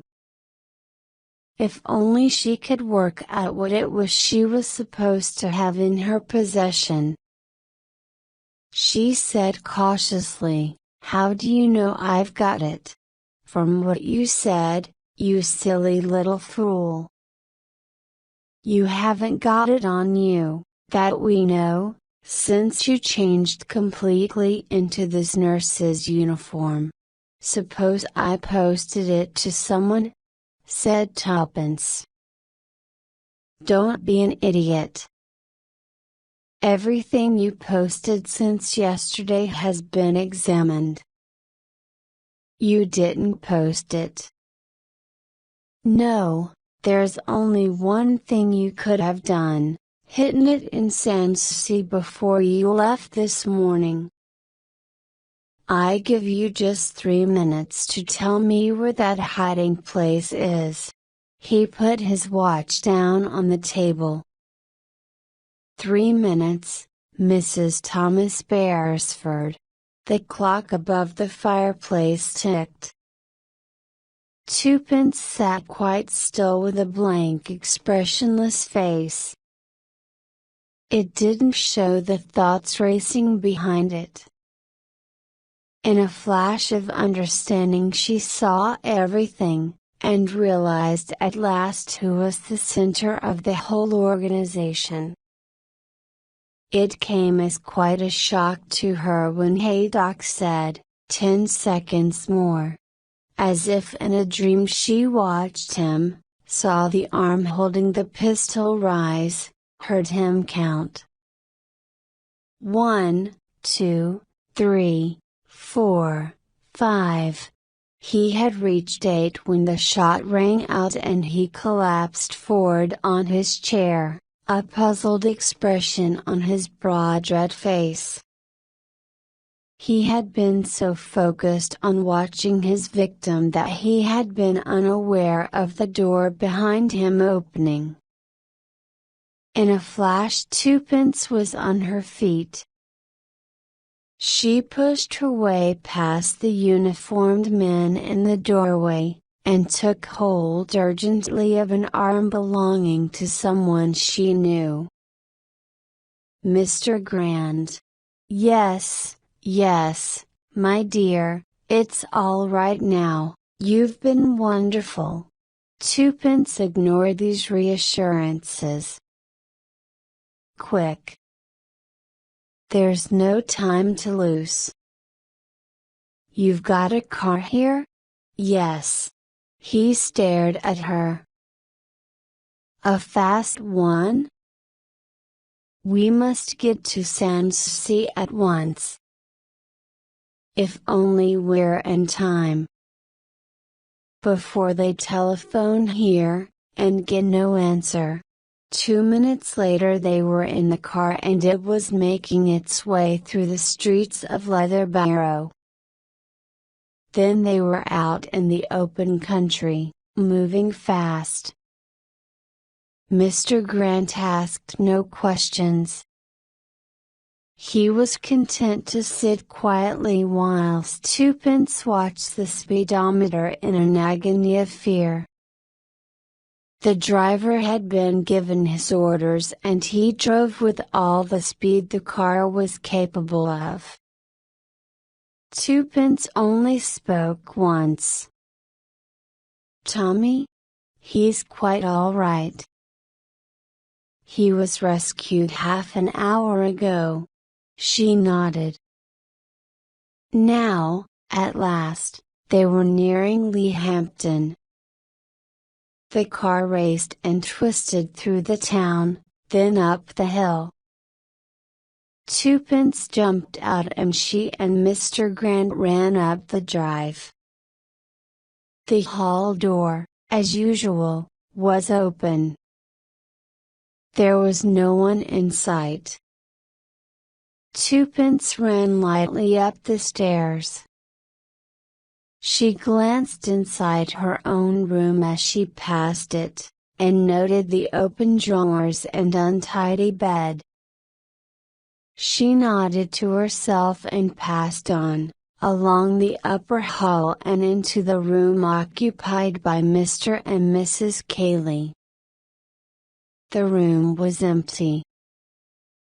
It looked peaceful and smelt slightly of medicines. Twopence ran across to the bed and pulled at the coverings. They fell to the ground and Twopence put her hand under the mattress. She turned triumphantly to Mr. Grant with a well-worn child's picture book in her hand. "Here you are. It's all in here. What on earth?" They turned. Mrs. Spratt was standing in the doorway staring at them. "And now," said Twopence, "let me introduce you to M." "Yes. Mrs. Spratt. I should have known all along." It was left to Mrs. Cayley, arriving in the doorway a moment later, to introduce the appropriate anticlimax. "Oh dear," said Mrs. Cayley, looking with dismay at her husband's bed. "Whatever will Mr. Cayley say?" Chapter 14. "I should have known it all along," exclaimed Twopence. She was calming her nerves with a large glass of brandy, and was smiling broadly at Tommy and Mr. Grant and Albert, who was sitting with a pint of beer and grinning from ear to ear. "Tell us about it, Twopence," urged Tommy. "You first," said Twopence. "There's not much for me to tell," said Tommy. "A complete accident in Haydock's bathroom led me to the secret wireless transmitter. I tried to pretend I thought it must have belonged to Han, the previous owner of Smugglers, but Haydock was too clever for me." Twopence nodded and said, "He telephoned Mrs. Spratt at once. And she ran out into the drive and waited for you." "After that," said Tommy, "the credit belongs entirely to Albert.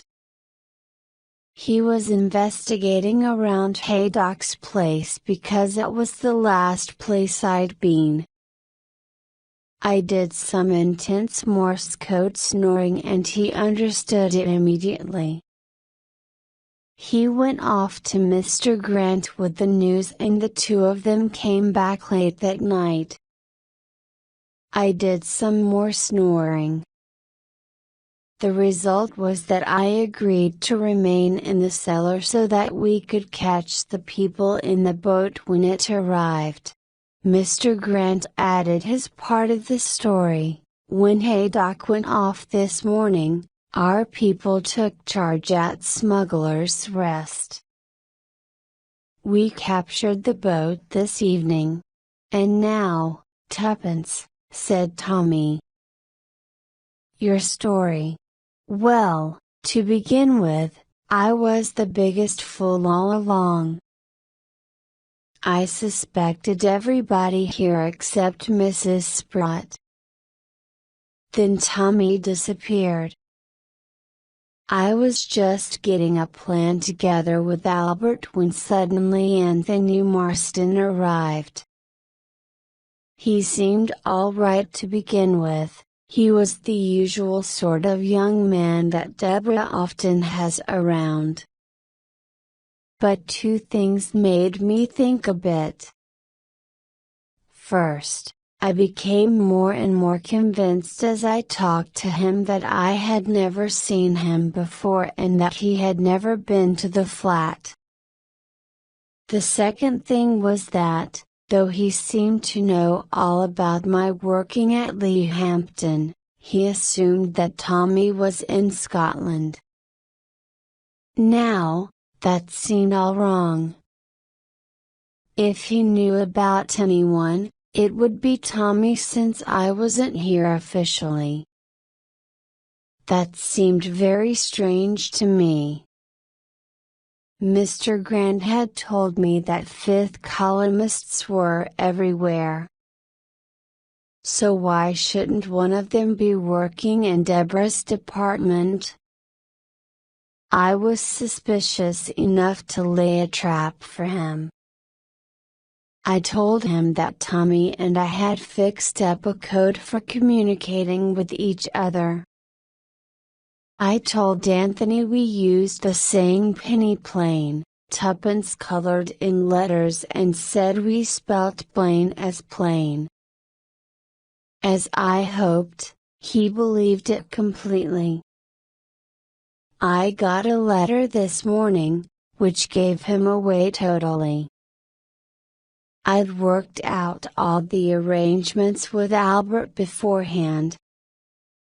All I had to do was to pretend to be ringing up a dressmaker to cancel a fitting, but really I was phoning Albert to let him know that Anthony was a traitor and that N or M, or both of them, wanted to know more about me and what I knew. It gave me a shock, said Albert. I drove up with a baker's van and we poured a pool of aniseed just outside the gate. And then, Twopence took up the story. I came out and walked in the aniseed. Of course it was easy for the baker's van to follow me to the station, and then someone else, who was also following me, came up behind me and heard me book a ticket to Yarrow. It was after that it might have been difficult. The dogs we'd brought followed the smell of the aniseed well, said Mr. Grant. They picked it up at Yarrow station and again on the track the tire had made after you kicked your shoe on it. It led us down to the trees and up again to the stone cross and where you had walked over the hills. The enemy had no idea we could follow you easily after they had seen you set off walking and had driven off themselves. All the same, said Albert, it made me very worried, knowing you were in that house and not knowing what might be happening to you there. We got in a back window and caught the foreign woman as she came down the stairs. We came in just in time to save you. I knew you'd come, said Twopence. The thing was for me to keep things going as long as I could. What was really exciting was the way I suddenly saw the whole thing and what a fool I'd been. How did you see it? Asked Tommy. Goosey, gander, said Twopence promptly. When I said that to Commander Haydock he went absolutely mad. And not just because it was silly and rude. No, I saw at once that it meant something to him. And then there was the expression on that German woman's face, Anna, it was like the Polish woman's, and then, of course, I thought of King Solomon, who ruled Israel thousands of years ago, and I saw the whole thing. Tommy gave a sigh of exasperation. Twopence, if you say that once again, I'll shoot you myself. Saw all what? And what on earth has Solomon got to do with it? Do you remember that two women came to Solomon with a baby and both said it was hers, but Solomon said, "Very well, cut it in two." And the false mother said, "All right." But the real mother said, "No, let the other woman have it." You see, the real mother couldn't face her child being killed. Well, the night that Mrs. Spratt shot the other woman, you all said what a miracle it was and how easily she might have shot the child. Of course, it ought to have been quite clear then. If it had been her child, she wouldn't have risked that shot for a minute. It proved that Betty wasn't her child. And that's why she absolutely had to shoot the other woman. Why? Because, of course, the other woman was the child's real mother. Twopence's voice shook a little. Poor thing, poor hunted thing. She came over to England as a refugee, with nothing. And so she was grateful when Mrs. Spratt asked if she could adopt her baby and gave her money. But why did Mrs. Spratt want to adopt the child? Camouflage.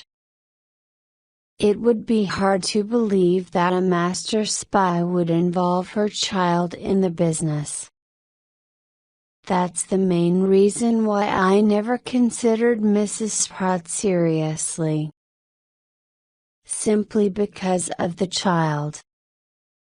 But Betty's real mother had a terrible longing for her baby and she found out where Mrs. Spratt was living and came down here.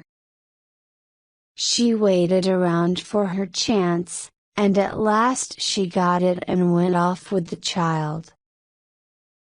Mrs. Spratt, of course, was terribly worried. At all costs she didn't want the police to get involved. So she wrote that message and pretended she'd found it in her bedroom, and she made sure Commander Haydock was brought in to help. Then, when we tracked down the poor woman, Mrs. Spratt couldn't risk being discovered, so she shot her. She pretended not to know anything about firearms when, in fact, she was a very fine shot. Yes, she killed that poor woman, and because of that, I've no pity for her. She was bad through and through. Twopence paused, then she went on. Another thing that ought to have given me a hint was the likeness between Vanda Polinska and Betty. It was Betty the woman reminded me of all along. And then the child's strange play with my shoelaces. How much more likely that she'd seen her mother do that, not Karl von D.N.M. But as soon as Mrs. Spratt saw what the child was doing, she placed a lot of evidence for us to find in Karl's room and added the master touch of a shoelace soaked in secret ink. "I'm glad that Karl wasn't involved," said Tommy. "I liked him. He's not been shot, has he?" asked Tuppence anxiously, noting the past tense. Mr. Grant shook his head. "He's all right," he grinned. "As a matter of fact, I've got a little surprise for you there." Twopence's face lit up as she said, "I'm terribly glad, for Sheila's sake." Of course we were idiots to suspect Mrs. Bruna. She was mixed up in some IRA activities, nothing more, said Mr. Grand. I suspected Mrs. O'Rourke a little, and sometimes the Kayleys. And I suspected Bletchley, put in Tommy. And all the time, said Tuppence, it was that silly creature we just thought of as Betty's mother. Not exactly silly, said Mr. Grand. A very dangerous woman and a very clever actress. And, I'm sorry to say, English by birth. Twopence said, then I've no pity or admiration for her. It wasn't even her own country she was working for. She looked at Mr. Grand. Did you find what you wanted? Mr. Grand nodded. It was all in that old collection of children's books. The ones that Betty said were nasty. Twopence exclaimed. They were nasty, said Mr. Grand dryly. Little Jack Homer contained very full details of our naval operations. Johnny Head and Air did the same for the Air Force. Details of the Army were appropriately hidden, and there was a little man and he had a little gun. And Goosey, Gander? Asked Tuppence. Mr. Grand said, that book contains, written in invisible ink, a full list of all the important people who have agreed to assist in an invasion of this country. Among them were 2 chief constables, an air vice-marshal, 2 generals, the head of an armaments works, a cabinet minister, many police superintendents, commanders of local volunteer defense organizations, and various military and naval junior officers, as well as members of our own intelligence force. Tommy and Twopence stared at him. Incredible, said Tommy. Grant shook his head. You don't understand the force of the German propaganda. It appeals to something in a man, some desire for power. These people were ready to betray their country not for money, but in a kind of superior pride in what they themselves were going to achieve for that country.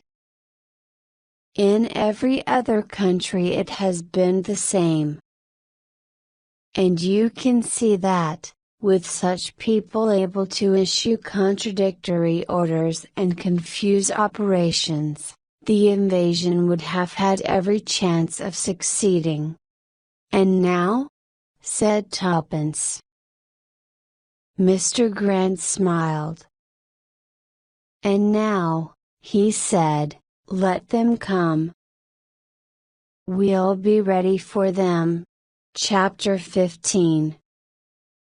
Darling, said Deborah, as they sat at a table in the ballroom of the Ritz Hotel in London, do you know I almost thought the most terrible things about you? Did you? Said Tuppence. When? Her eyes rested lovingly on her daughter's dark head. That time when you went off to Scotland to join Father and I thought you were with Aunt Gracie. I almost thought you were having an affair with someone. Oh, Deb, did you? Not really, of course. Not at your age. And of course I knew you and Father are devoted to each other. It was really an idiot called Tony Marston who put it into my head.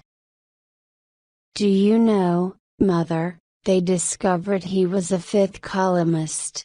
Did you like him at all, Tony? Oh no, he was always so boring. Oh, I must dance to this tune, I love it. she floated away in the arms of a fair-haired young man, smiling up at him sweetly. Twopence followed their movements for a few minutes, then her eyes looked over to where a tall young man in Air Force uniform was dancing with a slim, fair-haired girl. "I do think, Tommy," said Twopence, "that our children are rather nice." "Here's Sheila," said Tommy. He got up as Sheila Perina came towards their table. She was dressed in a bright green evening dress which showed up her dark beauty. It was an unhappy beauty tonight and she greeted her host and hostess rather ungraciously. "I've come, you see," she said, "as I promised. But I can't think why you wanted to ask me. We have a nice partner for you to dance with," said Tommy smiling. "I don't want to dance. You will like the partner we've asked to meet you," said Twopence grinning. Sheila began. Then stopped, for Karl von Dienem was walking across the floor. Myself," said Karl. There was something a little different about Karl von Dienem this evening. Sheila stared at him. The color had come to her cheeks, turning them a deep glowing red. She said breathlessly, "I thought they would keep you interned?" Karl shook his head. "There is no reason to intern me. You have got to forgive me, Sheila, for lying to you. I am not, you see, Karl von Dienem. I took his name for reasons of my own." He looked questioningly at Twopence, who said, "Go ahead. Tell her. Karl von Dienem was my friend. I knew him in England some years ago. I renewed my friendship with him in Germany just before the war. I was there then on special business for this country." "You were in British intelligence?" asked Sheila. "Yes. And I had some very near escapes. My plans were known when they should not have been known. I realized that the service had traitors in it. Karl was not a Nazi. He was interested only in his job, a job I myself had also worked at, research chemistry. He decided, shortly before war broke out, to escape to England. His brothers had been sent to concentration camps. There would, he thought, be great difficulties in the way of his own escape. But in an almost miraculous way all these difficulties were resolved rather effortlessly.